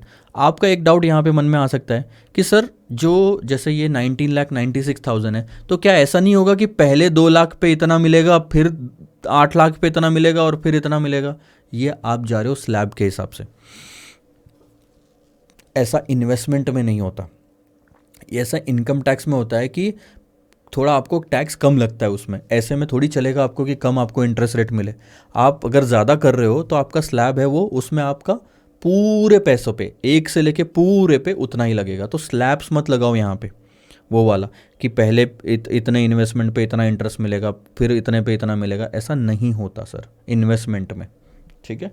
टैक्स रेट निकालने के लिए आपका जो इनकम डिसाइड होती है उसके लिए वैसा होता है। तो जायज़ सी बात है, कहीं दिमाग में आएगा ऐसी चीज़, पर ऐसा नहीं है डायरेक्ट फ्लैट रेट लगेगा। ज़्यादा कंफ्यूज मत हो जाओ। वो ये सब इम्पैक्ट कब पड़ता है पता है, ज़्यादा चीज़ें हम डीप में सोच लेते हैं ना, तो अगर कोई क्वेश्चन आसान भी दिया होता है तो हम विश्वास नहीं कर पाते कि कैसे इसको सीए फाइनल में पूछ लिया।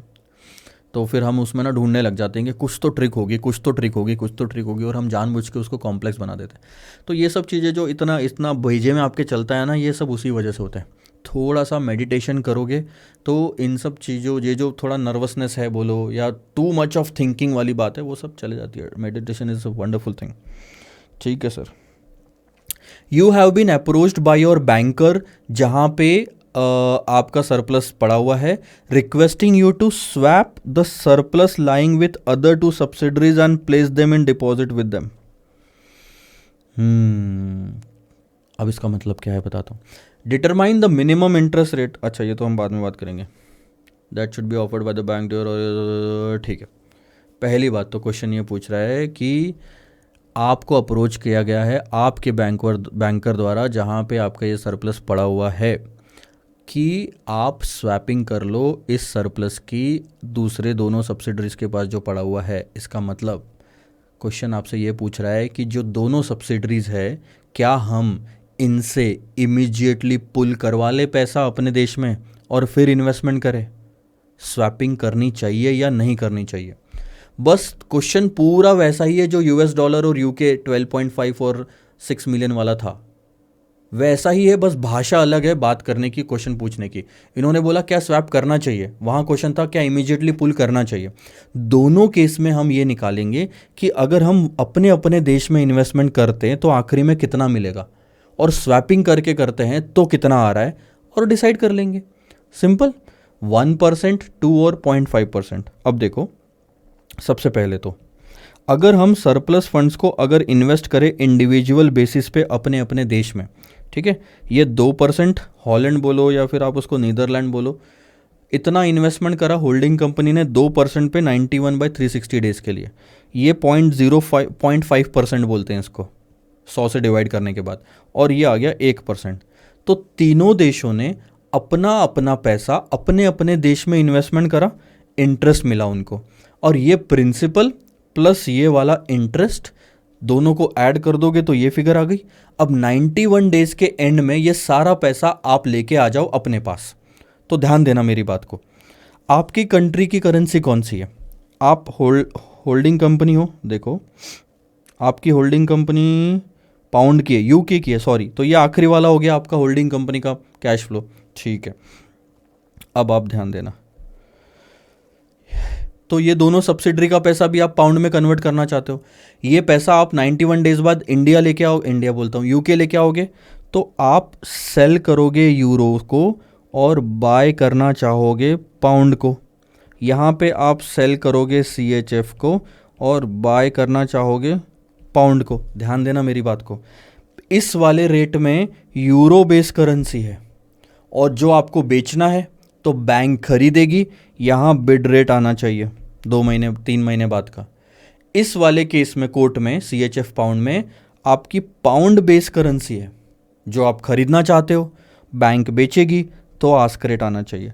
तो देख लो क्या बिड और आस्क यूज़ किया है यूरो और CHF वाले का, कौन से 2 रेट यूज़ होने चाहिए। यूरो वाले में बिड 0.6895, इसमें 2.3098,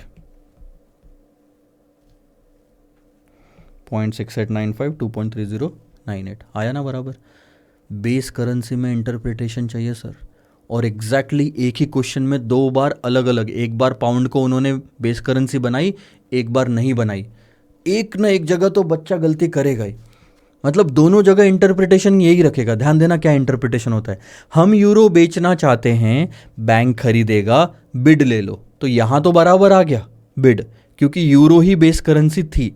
अब आप यहां पे क्या बोलोगे, हम CHF बेचना चाहते हैं, बैंक खरीदेगा तो बिड ले लो, यहां पे भी आप बिड लेके आंसर निकालोगे और वो हो जाएगा गलत। आंसर हमेशा बेस करेंसी में देखना है अपने, ठीक है। और ये तो पाउंड का पाउंड उतना ही रहेगा, कन्वर्ट कर लिया और टोटल आ गया। कि अब देखो क्या होता है कि अपने अपने देश में इन्वेस्टमेंट करके 91 डेज के एंड में अगर हम कन्वर्ट करके लेके आए तो हमारे पास में 2.02 मिलियंस पाउंड होते हैं, लेकिन हमने ये करने ही नहीं दिया उनको और स्वैपिंग कर ली। आज ही ये यूरो लाके बेच दिया, आज ही ये CHF लाके बेच दिया, दोनों को हमने पाउंड में कन्वर्ट कर लिया, दोनों में वापस वही रेट लगेगा सर, बिड और आस्क का, लेकिन आज का, यानी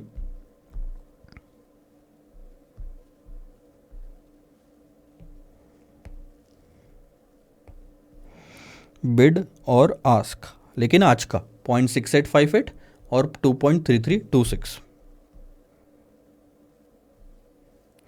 0.6858 2.3326, ये दोनों आप आज ही यूके ले आओ, आज ही बेच दो, पाउंड में कन्वर्ट हो गए, एग्जिस्टिंग पाउंड के साथ ऐड कर लो 1,50,000 जो था, और टोटल इतना हो गया, इसे इन्वेस्ट कर दो आप अपने देश में GBP में। अब आप देखना पूरा 20 के ऊपर का आप इन्वेस्टमेंट कर रहे हो तो आपको जो रेट लगेगा ना, अब आपको ये वाला रेट लगेगा, ये 20 के ऊपर जा रहे हो आपको ये वाला रेट लगेगा 5.38% का सीधा, क्योंकि अब आप इसके ऊपर में एक साथ इन्वेस्टमेंट कर रहे हो, ठीक है। तो ये रहा, इन्होंने इंटरेस्ट क्यों नहीं निकाला, चलो मैं निकाल देता हूँ। 2020511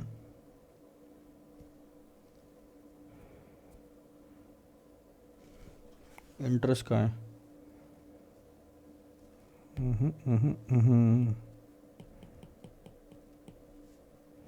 अच्छा समझ गया मैं, क्वेश्चन स्वैपिंग करेंगे कि नहीं ये नहीं पूछ रहा है, क्वेश्चन ये पूछ रहा है कि कितना मिनिमम रेट ऑफ इंटरेस्ट पर एनम प्रोवाइड करना चाहिए, should be offered by the bank to your organisation so that your organisation is ready to undertake such swap arrangement.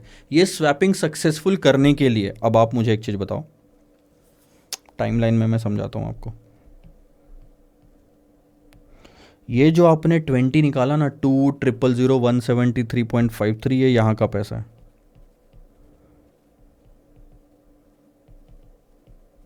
ठीक है। ये तो उस केस में जिस केस में आप सारा पैसा पुल कर ले रहे हो। लेकिन आप मुझे एक चीज़ बताओ, आज अब ये इन्वेस्टमेंट करोगे 3 महीने के लिए, इंटरेस्ट के साथ ये वैल्यू यहाँ जो आ रही है 3 महीने बाद, अगर वो इससे कम रही तो आप तो सरासर स्वैप वाला अरेंजमेंट खत्म कर दोगे। आप ये बोलोगे, जैसे ये 2.02 मिलियन है और ये मान लो 2.01 मिलियन आया, तो आप बोलोगे यहाँ पे पैसा ज़्यादा मिल रहा है, हम स्वैपिंग नहीं करेंगे, हम तो अपने अपने देश में इन्वेस्टमेंट करेंगे। यानी स्वैपिंग आप कब करोगे पता है, जब कम से कम इतना पैसा तो मिले वहाँ पे भी इंटरेस्ट के बाद। तो यही हुआ 202511, इंटरेस्ट मिलने के बाद आपने कंडीशन डाल दी कि कम से कम इतना तो इंटरेस्ट मिले कि यहाँ पे भी 511.61, यानी इमीडिएटली पुल करने के बाद में भी उतना कैश फ्लो मेच्योरिटी पे हो जितना बिना पुल करे हो रहा था 202511। अब इन दोनों के बीच का जो डिफरेंस है वो बन जाता है आपका रिक्वायर्ड इंटरेस्ट अमाउंट। ये रहा 20,338। कैसे निकाला, इसके और इसके बीच का डिफरेंस। इतना इंटरेस्ट कम से कम आपको कमाना पड़ेगा अगर इस वाले ऑप्शन को, स्वैपिंग वाले ऑप्शन को अप्रूवल मिलवाना है तो, कम से कम, ठीक है। तो हम देख लेते हैं कि 2338 91 डेज के लिए इस अमाउंट पे कितना परसेंट होता है।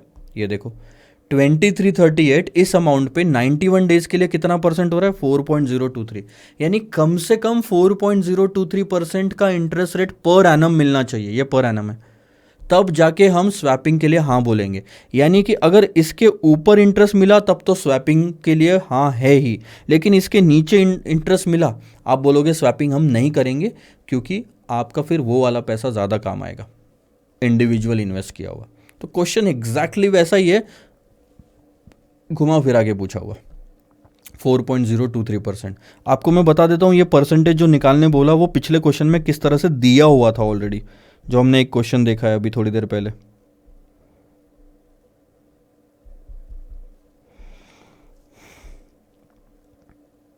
ये रहा, ये देखो, आपको याद है ये वाला रेट 6.2% वाला, और दूसरा दिखाता हूँ। यहाँ तो खैर इन्होंने इन्वेस्टमेंट करा ही नहीं, सारा पैसा लाने के बाद जो इन्वेस्टमेंट करते 484 का, वो करते आप इस रेट पे इंडियन रुपीज 6.2%।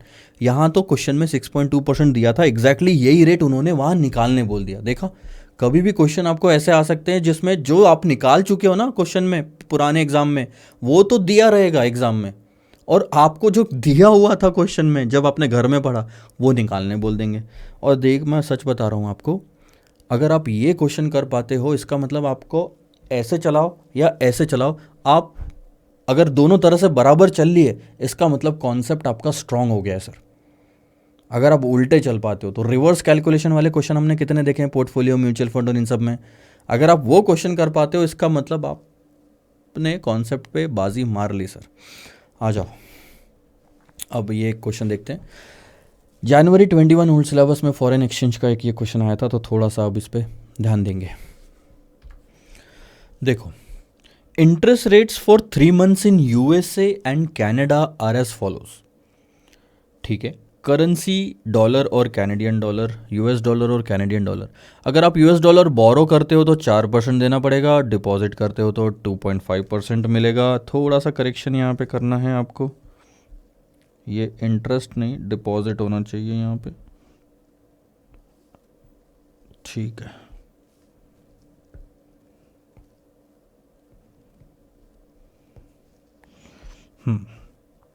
ठीक है, तो ये आपको 2.5% मिलेगा as a deposit. Canadian dollar में बोरो करते हो तो 4.5 एंड इन्वेस्ट करते हो तो 3.5। अब कैनेडियन डॉलर पर यूएस डॉलर स्पॉट आपको दिया हुआ है 1.235 और 240। ये इसको हम कैसा लेंगे सर, बहुत सिंपल है, 1.235 यूएस डॉलर पर कैनेडियन डॉलर लोगे या कैनेडियन डॉलर पर यूएस डॉलर लोगे, ये एक बहुत ही बड़ा क्या कहते हैं हम, कन्फ्यूजन पैदा करने वाला है हमेशा आपको।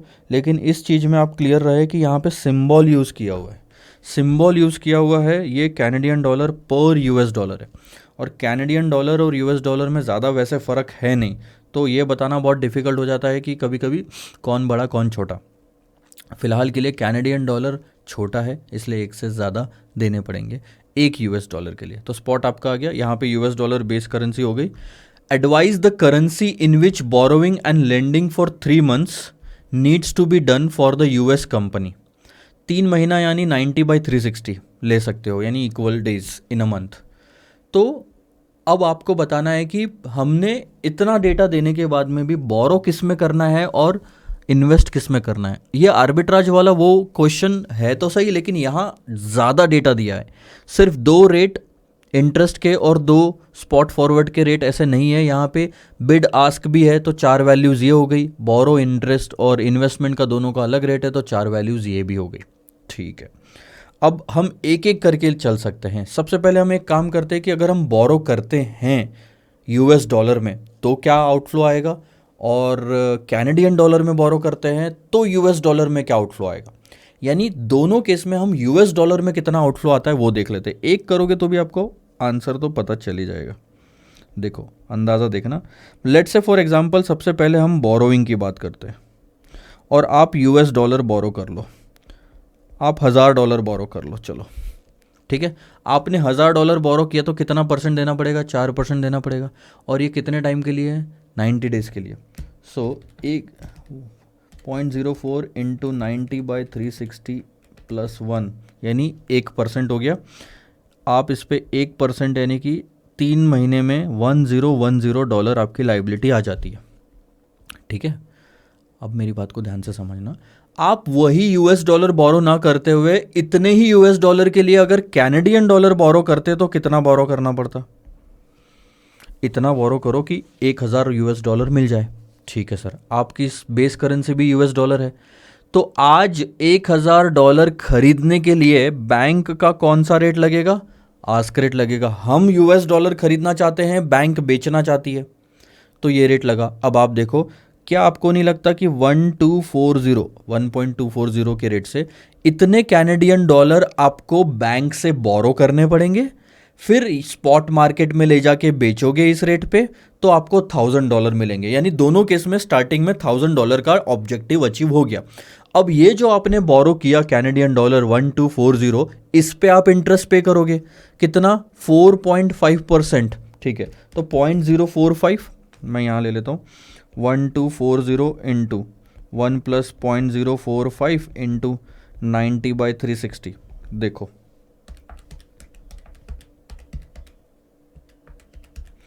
तो एट द एंड 3 महीने के एंड में आपको कैनेडियन डॉलर कितने पे करने पड़ रहे हैं, 1253.95 रीपेमेंट।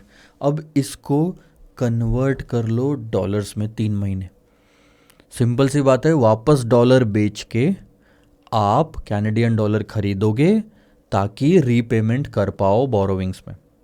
ठीक है, तो आपकी कहानी कैसे चलेगी ये बता रहा हूँ। जैसे स्टार्टिंग में आपने कैनेडियन डॉलर बोरो करके यूएस डॉलर खरीदे, अब कितने यूएस डॉलर आपको बेचने पड़ेंगे, कितने यूएस डॉलर आपको बेचने पड़ेंगे कि आप कैनेडियन डॉलर 1253.95 खरीद लो, ताकि जिससे बोरो किया उसे वापस दे दो। सीधी सी बात है, आप यूएस डॉलर बेचोगे और कैनेडियन डॉलर खरीदोगे। यूएस डॉलर आप बेचोगे तो बैंक खरीदेगी 1.255 के रेट से, तो 1.255 से डिवाइड कर लो। तो इस केस में आपको क्लियर समझ में आ रहा होगा, यहाँ आपको सिर्फ डॉलर लग रहे हैं 999.16। तो दोनों केस में हमें कौन सा ऑप्शन प्रिफरेबल है, कैनेडियन डॉलर बोरो करने का, क्योंकि डायरेक्ट यूएस डॉलर बोरो करते हैं 1000 तो 3 महीने बाद 1010 यूएस डॉलर का पेमेंट करना पड़ता है। लेकिन आज अगर सिर्फ हम कैनेडियन डॉलर बोरो करके $1000 में कन्वर्ट करवा ले तो 3 महीने बाद इतना पे करने के लिए इंटरेस्ट के साथ सिर्फ $999 लगेंगे। तो या तो 1010 का आउटफ्लो या तो 999। आई वुड चूज 999 3 महीने बाद। तो आज क्या बोरो करना है? Canadian dollar. सिंपल सा आंसर आपका ख़त्म यहीं पे। कैनेडियन डॉलर बोरो करो और US डॉलर इन्वेस्ट करो, कहानी ख़त्म।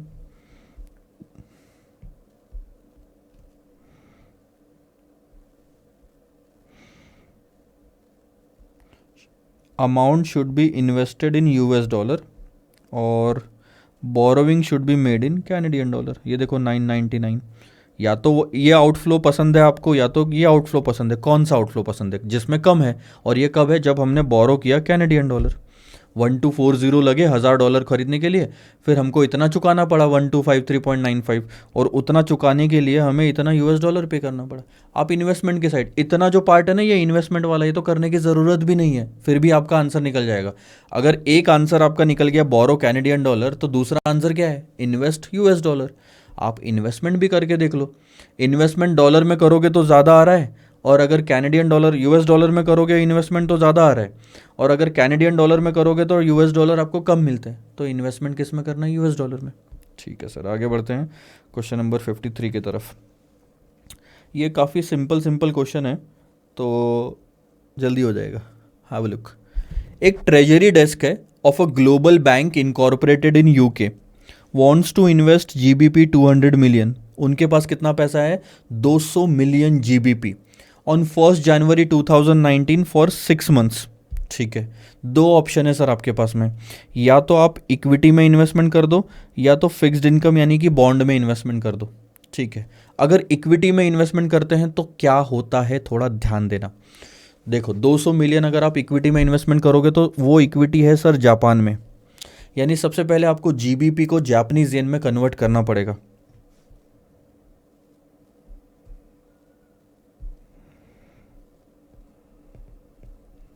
$54, $53 ये 6 महीना। आपके पास क्या है सर? GBP है 200 मिलियन, इसे आप दे के जापानीज येन लोगे। ठीक है, स्पॉट पे। ठीक, देखो स्पॉट पे GBP जापानीज येन का रेट क्या है? 148.0002। तो आप मल्टीप्लाई कर लो 148.0002, ये जापानीज येन है इसलिए मल्टीप्लाई करेंगे तो आपको कितने जापानीज येन मिलेंगे sir? 29,600.04 million.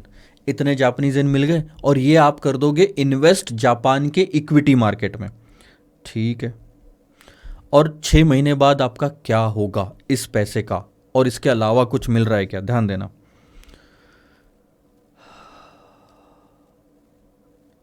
Invest the entire GBP 200 million in high dividend yielding Japanese securities that would earn a dividend income of Japanese yen 1182।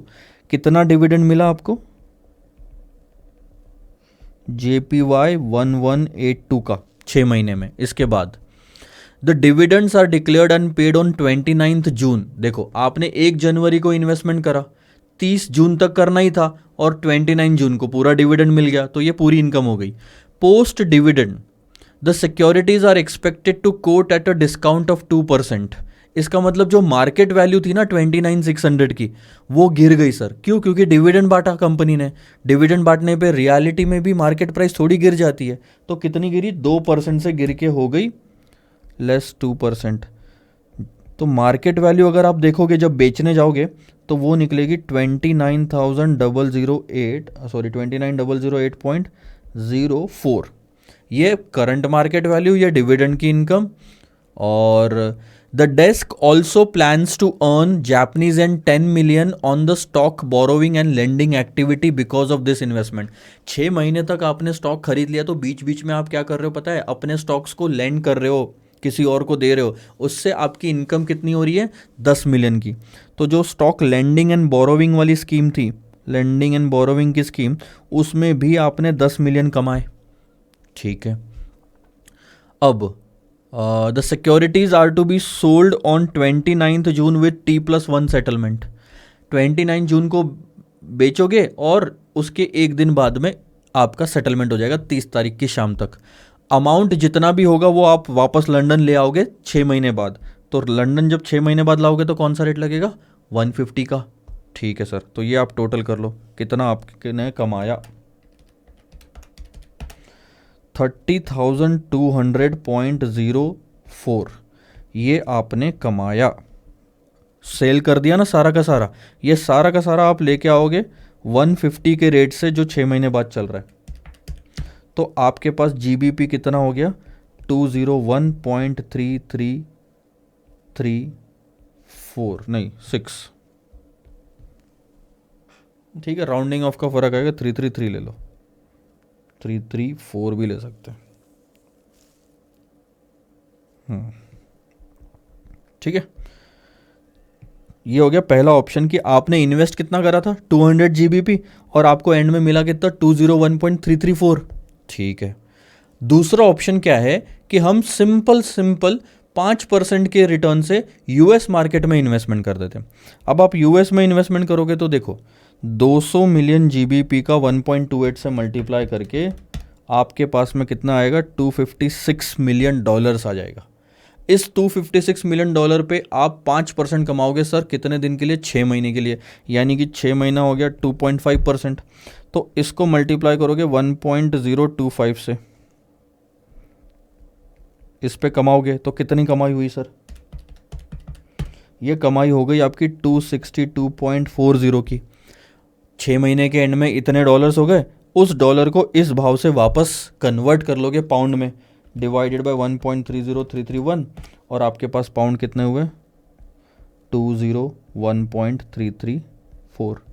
इसमें भी 201.334, यहाँ पे भी 201.334, यानी दोनों ऑप्शन में आपको सेम ही मिल रहा है।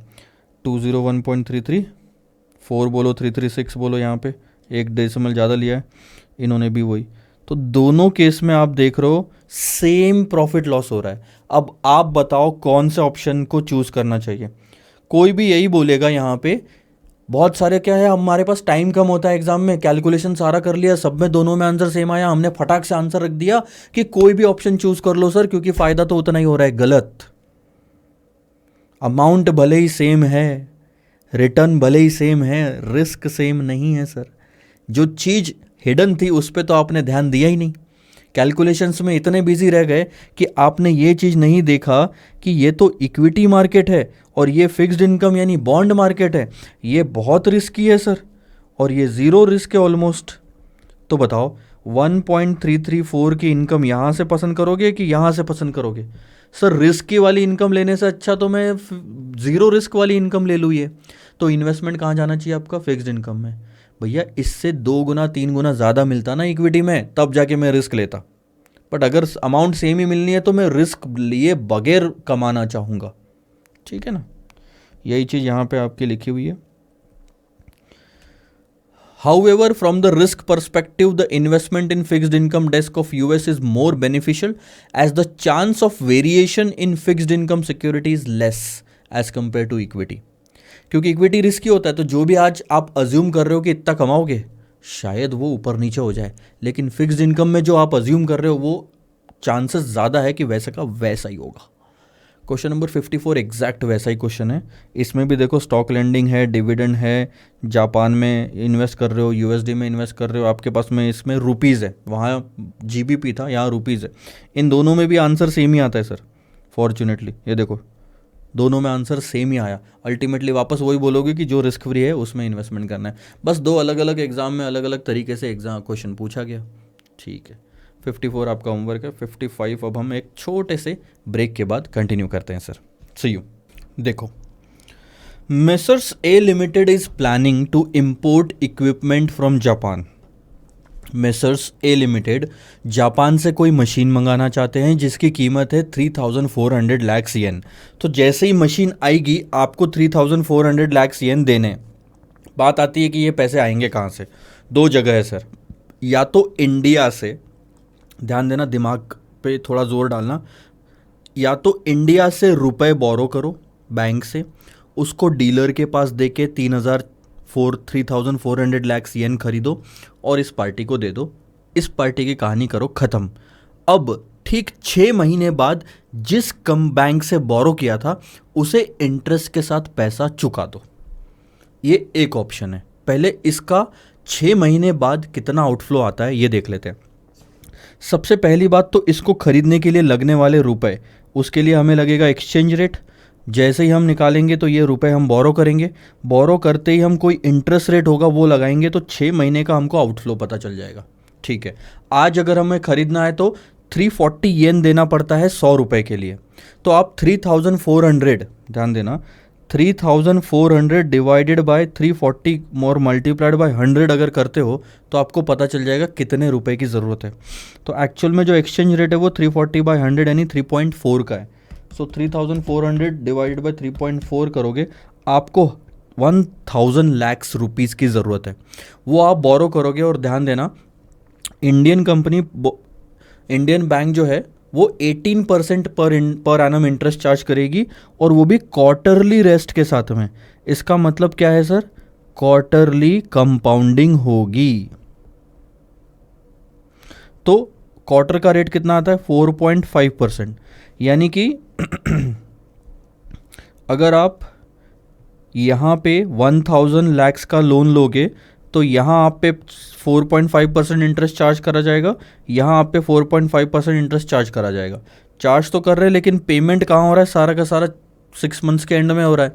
तो ये जो 4.5% है ना, दूसरा वाला, ये इस इंटरेस्ट पे भी लगेगा और प्रिंसिपल पे भी लगेगा।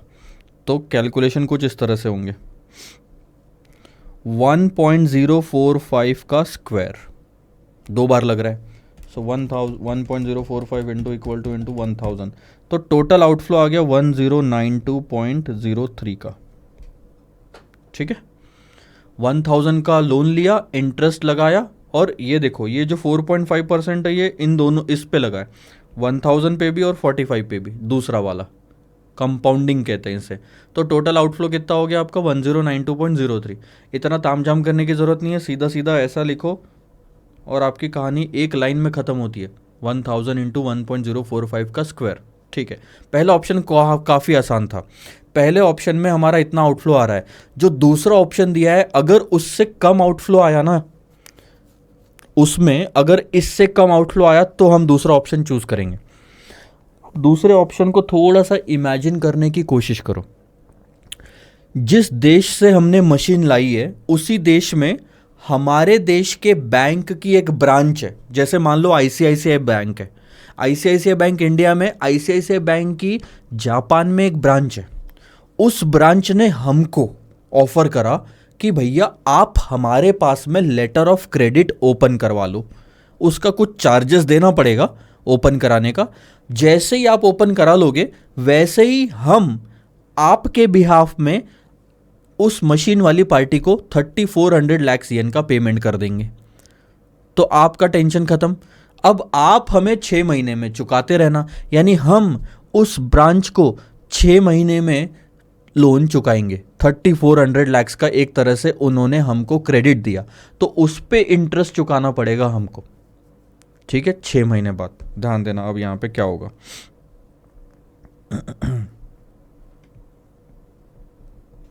ये हम है, ये हमारी बैंक है, हमारा नाम क्या है?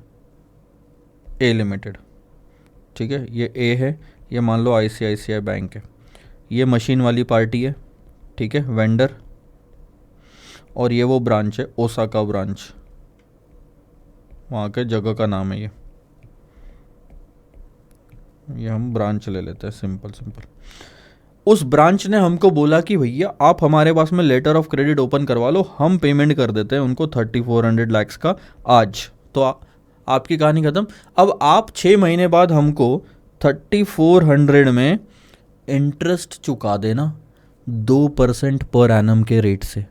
अगर 2% पर एनम है तो 1% हो गया 6 महीने का, तो कितना चुकाना पड़ेगा? 34 लाख येन।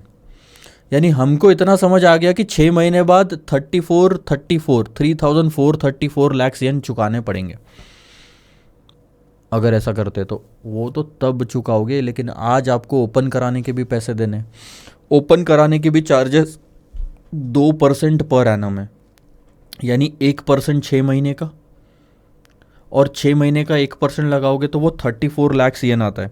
तो ओपन कराने के लिए 0 पॉइंट पे जो ट्रांजैक्शन होने उसमें मैंने ब्लैक लाइन ले ली, ये लो, ये आपको ना उसे आज देना पड़ेगा 34 लाख येन, ये उसे आज देना पड़ेगा, तब जाके वो आपके नाम से एलसी ओपन करेगा और मशीन वाली पार्टी को पेमेंट कर देगा, ठीक है। लेकिन ये 34 लाख येन आपको आज डीलर से खरीदने पड़ेंगे, ध्यान देना, ये आप डीलर से खरीदोगे। डीलर आपको कब देगा? जब आप उसको पैसा दोगे रुपीज़ में, तो आपको वो येन देगा जब आप उसको 10 लाख रुपए ले जाके दोगे, क्योंकि आज का रेट क्या है 340, करके देख लो, 340 से डिवाइड करो इसको और 100 से मल्टीप्लाई करो, 10 लाख रुपए डीलर को दो, येन ले जाओ आज और ब्रांच को दे दो ओपन करने के लिए। अब आपके पास में 10 लाख रुपए आएंगे कहाँ से?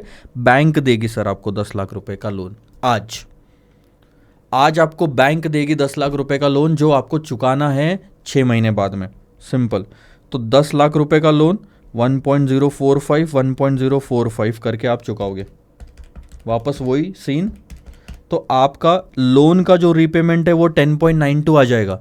इसके अलावा जापानीज पार्टी को भी आपको 34 का क्रेडिट मिला था ना आज, 3400 का, 1% के साथ 34 लाख येन आपको देने पड़ेंगे। और इसके लिए एक्सचेंज रेट क्या है? 345 का, देख लो। तो आप 345 से डिवाइड करो, आपको पता चल जाएगा कि कितना, 3434 डिवाइडेड बाय 345 इंटू 100, तो आपका 995.36 लाख रुपीस का और पैसा जाएगा लोन चुकाने के लिए, जो ओसाका जापानीज ब्रांच से लिया था। तो आप देखोगे इस ऑफर में 6 महीने बाद 2 कैश फ्लो होगी, इंडियन बैंक को आप रीपेमेंट कर दोगे और ओसाका जापानीज बैंक को भी रीपेमेंट करोगे। दोनों में रुपए आपको कितने लग रहे हैं टोटल मिला के? इतना। तो ये आ गया आपका 1006.28। तो अब आप बताओ, क्या ये 1006.28 फायदेमंद है देना या 1092? ऑब्वियसली ओसाका ब्रांच का ऑफर काफ़ी फायदेमंद है, क्योंकि उसमें 1006 लैक्स ही लग रहे हैं खाली। तो ये सारा ट्रांजैक्शन समझ आया क्या हुआ? सबसे पहली चीज़ थी सर, उसने बोला एलसी ओपन करा लो, उसके लिए इसको इतना पैसा देने की ज़रूरत है, ये पैसा हमारे पास डीलर से आएगा और डीलर को ये 10 लाख देना पड़ेगा, और ये 10 लाख हमारे पास में कहाँ से आएगा? आईसीआईसीआई बैंक से। तो ये ट्रांजैक्शन हुआ कैसा ये बताता हूँ। सबसे पहले आईसीआईसीआई बैंक से 10 लाख रुपए का लोन लिया, वो हमने डीलर को दिया, डीलर को देते डीलर ने हमको क्या दिया? 34 लाख येन दे दिए, वो हमने दे दिए ओसाका ब्रांच को, उन्होंने हमारे बिहाफ में पार्टी एलसी ओपन करा दी, और उसके बाद जैसी एलसी ओपन हो गई उन्होंने वेंडर को पेमेंट कर दिया, वेंडर ने हमको मशीन भेज दी। ये सारा ट्रांजैक्शन आके ख़त्म हो गया यहाँ पे वापस हमारे पास में, हम ही से शुरू हुआ था, हम ही पे ख़त्म हो गया। आया समझ में? और इसके बाद 6 महीने जैसे ही कंप्लीट होंगे 1% इंटरेस्ट के साथ इसको चुकाना पड़ेगा। कहाँ से आएंगे पैसे? ये भी डीलर से ही आएंगे, 34, और उसके लिए आपको कुछ कैश फ्लो देना पड़ेगा। मैच्योरिटी पे, एक्सपायरी पे तो हम मान के चलते हैं कि हमारे पास 1006 लाख भी रहेंगे रुपीस, वो बोरो करने की ज़रूरत नहीं है। आप नहीं तो बोलोगे सर 6 महीने बाद ये पैसे देने के लिए आएंगे कहाँ से? ऐसे तो कहानी चलती जाएगी। अगर 6 महीने बाद भी पैसे देने के लिए यहाँ पे भी आप बोरो करोगे तो उसका भी रीपेमेंट यहाँ दिखाओगे, और फिर यहाँ पे भी रीपेमेंट करने के लिए फिर यहाँ दिखाओगे, ऐसे तो कहानी चलती जाएगी। आखिरी में हम ये मान के चलते हैं कि आखिरी में लगने वाला पैसा हम हमारी जेब से देते हैं, वो बोरो करने की ज़रूरत नहीं होती, इसलिए तो हम उसको कॉस्ट बताते हैं, हमारा खर्चा बताते। ठीक है, तो ये देखो आया 1006। इंस्टीट्यूट ने एक गलती करी है यहाँ पे, ये जो 10 लाख का लोन लिया है ना, उस पे 2 क्वार्टर का इंटरेस्ट सिर्फ 0.90 लगा है, जबकि 1.045 इंटू 1.045 क्वार्टरली रेस्ट होना चाहिए था, वो क्वार्टरली रेस्ट लिया नहीं है। बट ठीक है, कोई बात नहीं, option 2 is still cheaper sir. आ जाओ क्वेश्चन नंबर 56 पे। काफ़ी मज़ेदार क्वेश्चन है सर, ये इतना आसान नहीं है ये समझना क्वेश्चन को।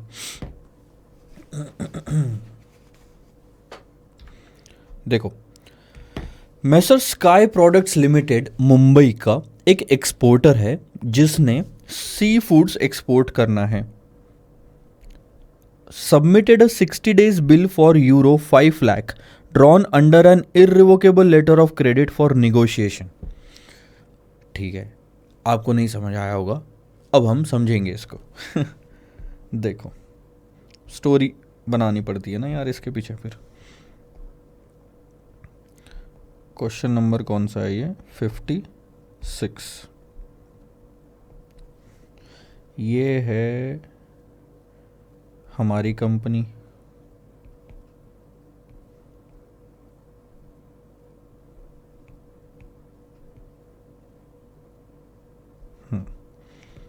ये है इंपोर्टर, ये है इंपोर्टर की बैंक, और ये है हमारी बैंक। ठीक है, अब देखना ट्रांजैक्शंस। एक्सपोर्टर, इंपोर्टर, बैंक और बैंक। देखो, अब समझो ट्रांजैक्शन को। एक्सपोर्टर और इंपोर्टर के बीच में कोई ट्रेड अगर होना है तो एक्सपोर्टर गुड्स भेजेगा, इंपोर्टर पेमेंट करेगा, लेकिन कोई ना कोई चीज़ तो पहले होगी।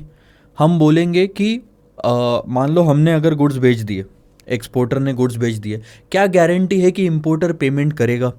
और आपको लगता है कि अगर इंपोर्टर ने रिफ्यूज़ कर दिया तो हम उसके देश में जाके उसकी वाट लगाएंगे, वहाँ की गवर्नमेंट हमको सपोर्ट करेगी, उल्टा हमको ही पकड़ के जेल में डाल दिया तो हम पंगे नहीं ले सकते वहाँ जाके। चलो ठीक है, तो रिस्क तो है ना ऐसा इंटरनेशनल ट्रेड करने में। इंपोर्टर को हमने अगर पहले पैसा मान लिया तो कहानी सॉर्ट आउट हो सकती है, पहले पैसा आ जाएगा फिर हम माल बेच देंगे। अब आप इंपोर्टर के एंगल से देखो, एक्सपोर्टर का तो मामला सुलझ गया पहले पैसे लेके, लेकिन इंपोर्टर को देखो, अगर वो पहले पैसे दे देगा तो क्या गारंटी है कि वो गुड्स भेजेगा ही भेजेगा? वो आगे थोड़ी लड़ेगा अब यहाँ पे। और अच्छा, गुड्स भेजा तो फिर क्वालिटी का क्या इशू है? क्वालिटी अगर बराबर नहीं आई तो कई बार क्वालिटी तो मैटर करती है, और क्वालिटी ख़राब आ गई तो पैसा भी चला गया, गुड्स भी आ गए और क्वालिटी ख़राब आई है। तो ऐसे केस में क्या होता है, ये दोनों बैंक रोल प्ले करती है, दोनों को रिस्क है। अभी एक्सपोर्टर और इंपोर्टर को, उसको पैसे आने का रिस्क है, उसको क्वालिटी का और गुड्स का रिस्क है। तो ऐसे केस में इंपोर्टर जाता है बैंक के पास में। ये बैंक आप ये इस बैंक को हम इशू बैंक कहेंगे, इशूइंग बैंक कह सकते हैं। ठीक है, ये लेटर ऑफ क्रेडिट ओपन कराती है इंपोर्टर के बिहाफ में। जैसे अभी हमने एक क्वेश्चन देखा, हमारे बिहाफ में एलसी ओपन कराई थी, तो लेटर ऑफ क्रेडिट ओपन होगा। ठीक है, डॉक्यूमेंट्स तैयार होंगे, ये डॉक्यूमेंट्स ये वाली बैंक भेजेगी इधर में इस बैंक को, और इसे कहते हैं कन्फर्मिंग बैंक्स। ये कन्फर्मिंग बैंक है, ये बैंक कन्फर्म करेंगे कि भैया सारे के सारे डॉक्यूमेंट्स प्रॉपर है, आप ट्रांजैक्शन कर सकते हो। इसका मतलब है कि अब आप पहले माल भेज दो, पैसा नहीं आया, पहले माल भेज दो, क्वालिटी वॉलिटी सब चेक करेंगे, उसके बाद में आपको इंपोर्टर पेमेंट कर देगा। और इनकेस इंपोर्टर फेल हुआ तो फिर आपको ये बैंक पेमेंट कर देगी, डायरेक्टली नहीं, इस बैंक के थ्रू ऐसा पेमेंट आ जाएगा। इसका मतलब है कि आप बैंक गारंटी दे रही है, क्रेडिट का फ़ायदा ही तो ये हुआ ना, लेटर ऑफ क्रेडिट का। ठीक है, तो अब आपका पैसा भी नहीं अटकेगा। तो ये है पूरी की पूरी कहानी। अब क्या हुआ, हमने इसे माल बेचा और बिल बनाया, कितने? 5 लाख डॉलर्स का है, यूरो का है, डॉलर्स यूरो का है। हमने बिल बनाया 5 लाख यूरो का। ठीक है, और ये 5 लाख यूरोज़ हमको 60 डेज़ बाद का हमने क्रेडिट दिया हुआ है उसको, कि 60 डेज़ बाद वो हमें दे देगा। ठीक है, नॉर्मल केस में। अब यही 5 लाख यूरोज़ का हम बैंक के पास बिल लेके गए और हमने बोला कि देखो ये रहा बिल 5 लाख का, और ये पैसे आने हैं हमको 60 डेज़ बाद में, आप इसे डिस्काउंटिंग करवा दो।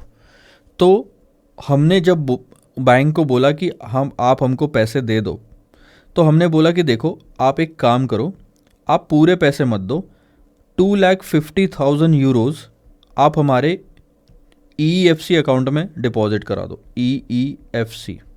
ठीक है,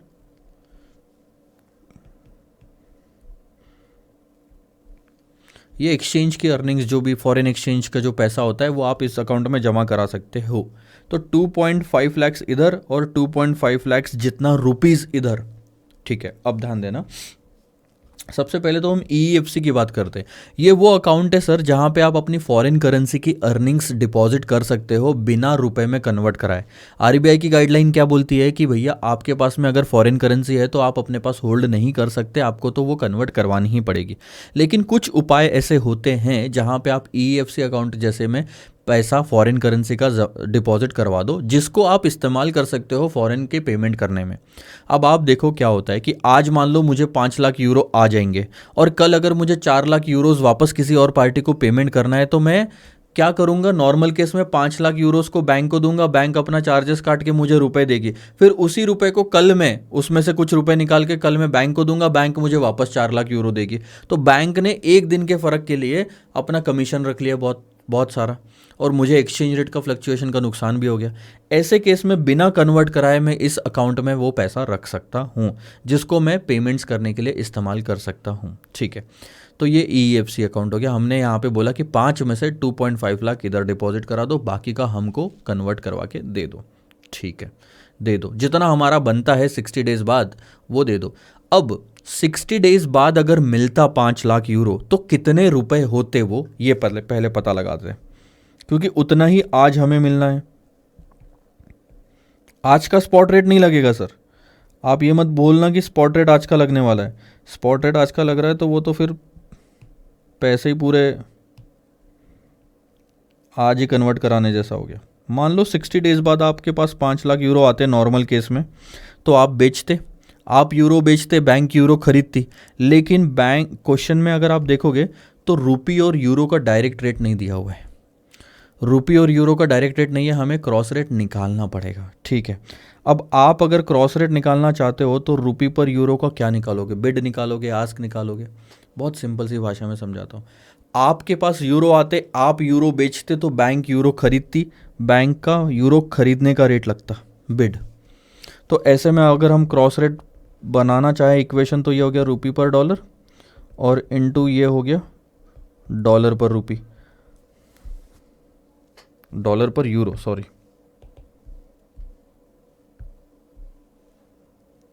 डॉलर पर यूरो। अब सबसे पहली चीज कभी भी क्या होनी चाहिए पता है? जो आपको इक्वेशन में चाहिए क्या वैसा ही दिया हुआ है। आपको रुपी पर डॉलर चाहिए, रुपी पर डॉलर है। आपको डॉलर पर यूरो चाहिए, डॉलर पर यूरो है, यानी कि ये तो सही हो गया, तो हम बिड उठा लेंगे। ठीक है, लेकिन आपको 2 महीने बाद का चाहिए तो ये 1 महीने और 3 महीने के तो रेट कोई काम के ही नहीं है। आपको 2 महीने बाद वो पैसा मिलने वाला था, तो 2 महीने बाद के फॉरवर्ड रेट चाहिए। ठीक है, अब फॉरवर्ड रेट के लिए सबसे पहले तो स्पॉट में स्वैप पॉइंट्स को एडजस्ट करके निकालना पड़ेगा। जब भी स्वैप पॉइंट्स की बारी आती है तो देखो असेंडिंग है कि डिसेंडिंग है, यहाँ दोनों असेंडिंग है। ठीक है, ये भी एक अच्छी चीज़ हुई, तो ये दोनों ऐड करेंगे। अब ये बहुत ही ज़्यादा क्रिटिकल बात है, यहाँ पे 90% बच्चों ने गलतियाँ करी होगी। मैं आपको बताता हूँ क्या। हम पॉइंट्स को ऐड करते हैं। चलो 67.80 हो गया, मैं पहले यहाँ ले लेता हूँ रुपी पर डॉलर, स्पॉट हो गया 67.80 और 67.8100। आप मुझे एक चीज़ बताओ कि ये 67 क्या है? रुपए, और ये 80 क्या है? पैसे, ये 81 क्या है? पैसे, और आपको पैसों में स्वैप पॉइंट्स दिया हुआ है। इसका मतलब ये 21 पैसा है सर, 0.0021 नहीं लगेगा, ये लगेगा 0.2100। 21 पैसा पैसों में ऐड करोगे तो पहले 2 डिजिट ही तो है ना, 80 पैसा, 81 पैसा, तो 21 पैसा, उससे ही तो कंपेयर करोगे 22 पैसा।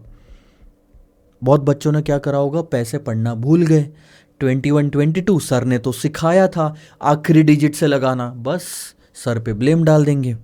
ऐसा मत होने देना, गलती मत करो। गलती करने के बाद मार्क्स कटते हैं तो सर का कोई नुकसान नहीं होता सर, नुकसान हमारा होता है, 6 महीने आपके बर्बाद हो सकते हैं। तो सोचो सोचो, ऐसी नौबत आई तो क्या करना।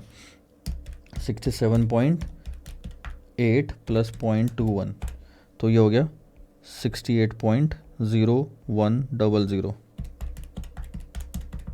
ये हो गया 68.0300। आ गए, फॉरवर्ड रेट भी आ गए। इसके बाद भी एक और गलती हो गई, अगर आपने ये पकड़ लिया तो उधर देखना साइड वाले में सेंट्स दिया है, तो इसमें क्या है सर, जैसे पैसे यूज़ करे थे वैसे सेंट्स यूज़ करेंगे? नहीं, आप कर सकते थे, लेकिन सेंट्स आपको 0 पॉइंट में दिया हुआ है। यहाँ कहाँ 0 पॉइंट था, देखो पैसों में नहीं था ना, पूरे 21 पैसे थे।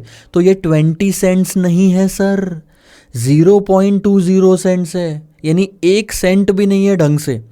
1 सेंट भी अगर होता तो आप ये 07 की जगह 7 जो है वहाँ लगाते, 80 में 0 की जगह लगाते, लेकिन ये 0.20 है। मान लो 15.20 सेंट्स होता तो क्या होता, 1520 लगाते। अभी 0 पॉइंट है, यानी सेंट्स के पहले 2 डेसिमल जो है वो तो 0 ही है, 0.20। तो ये वो 2 0 है जो आप पहले 2 डेसिमल पे लगाते, 2 नंबर पे लगाते। यानी कि ये जो 0.20, 0.25, 4045 है, ये आखिरी में लगेंगे, 0 पॉइंट है इसलिए। बस अब बताओ कितना टेक्निकल कर दिया इंस्टीट्यूट ने एक ही क्वेश्चन में। देखना मैं क्या करूँ, 0.0040, 0.0045, क्योंकि ये जो 2 0 है सेंट्स के वो 0 ही लिखा है इंस्टीट्यूट ने भी, यहाँ भी 2 0 0 ही है, इसलिए हमने भी वैसे ही लिखा। बस ये गलती का थोड़ा ध्यान रख लेना। और देखो आप अगर गलती कर भी रहे हो तो 90% चांसेस है गलती करने के यहाँ पे, तो ऐसा बुरा मानने वाली कोई बात नहीं है। बस बहुत बहुत मुश्किल से वो 1% में शायद आपका दिमाग लग सकता है। और मैं आपको बता रहा हूँ, मैंने भी जब पहली बार क्वेश्चन करा तो मैंने इतने जल्दी जल्दी में करा क्योंकि टाइम कम रहता है, तो मैंने भूल गया सेंट्स लेना। और जब मैं भी भूल सकता हूँ तो कोई वो बात है नहीं बुरी। ठीक है, अब आपको उठाना क्या है पहले तो ये देख लो। यहाँ से आपको बिड उठाना था रुपीज़ पर डॉलर का, और बिड उठाना था डॉलर पर यूरो का। तो रुपीज़ पर डॉलर का बिड ये रहा 2 महीने का, ये रहा 2 महीने का, इन दोनों को मल्टीप्लाई कर लो, सीधा सीधा आपका रेट आ जाएगा 68.01 मल्टीप्लाइड बाय 1.0815, 73.5528। अच्छा एक और चीज़, इतना तो हुआ नहीं अभी, एक्सचेंज मार्जिन है 0.1% का, ये मत भूलो। ये सारे जो रेट आपको दिए हैं ये इंटर बैंक मार्केट के रेट है सर, यानी बैंक दूसरे बैंक से जब खरीदती बेचती है तब का। हमको क्या लगाएगी, हमको कब लगाती है वो रेट, इंटर बैंक में मार्जिन एडजस्ट करने के बाद हमको लगता है वो रेट। ठीक है, अब आप ध्यान देना, ये है बिड,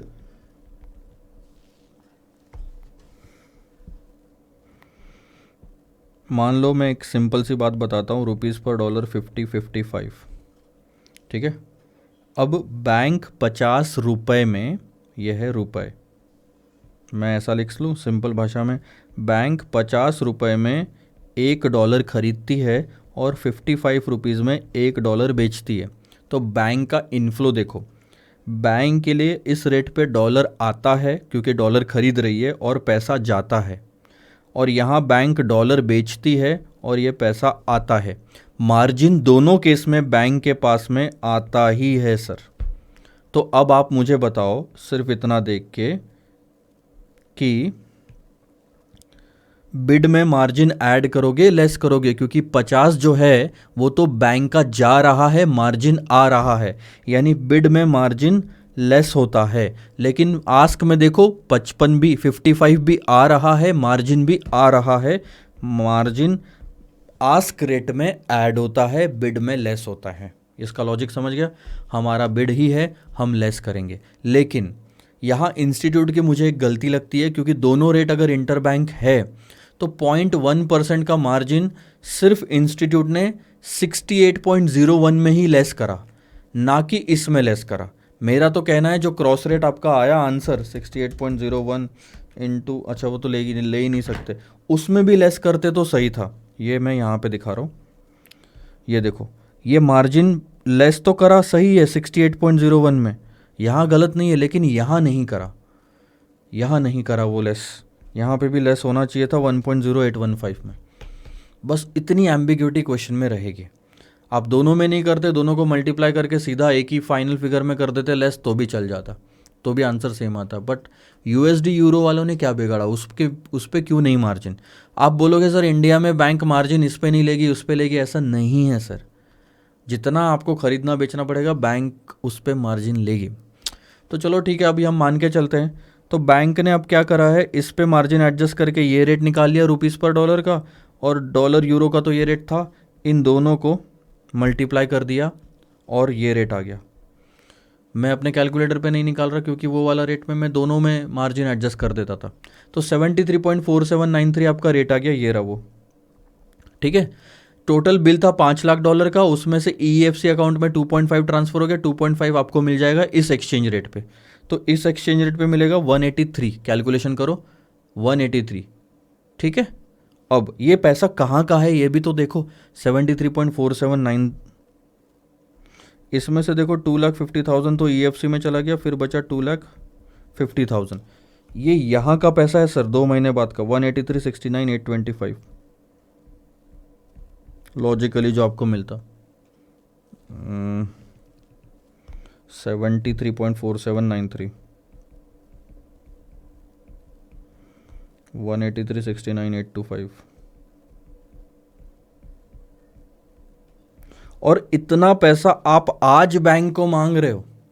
आज बैंक तो आपको दे देगी, लेकिन बैंक इंटरेस्ट चार्ज करेगी। फिर कितने दिन के लिए, सिर्फ 60 डेज के लिए?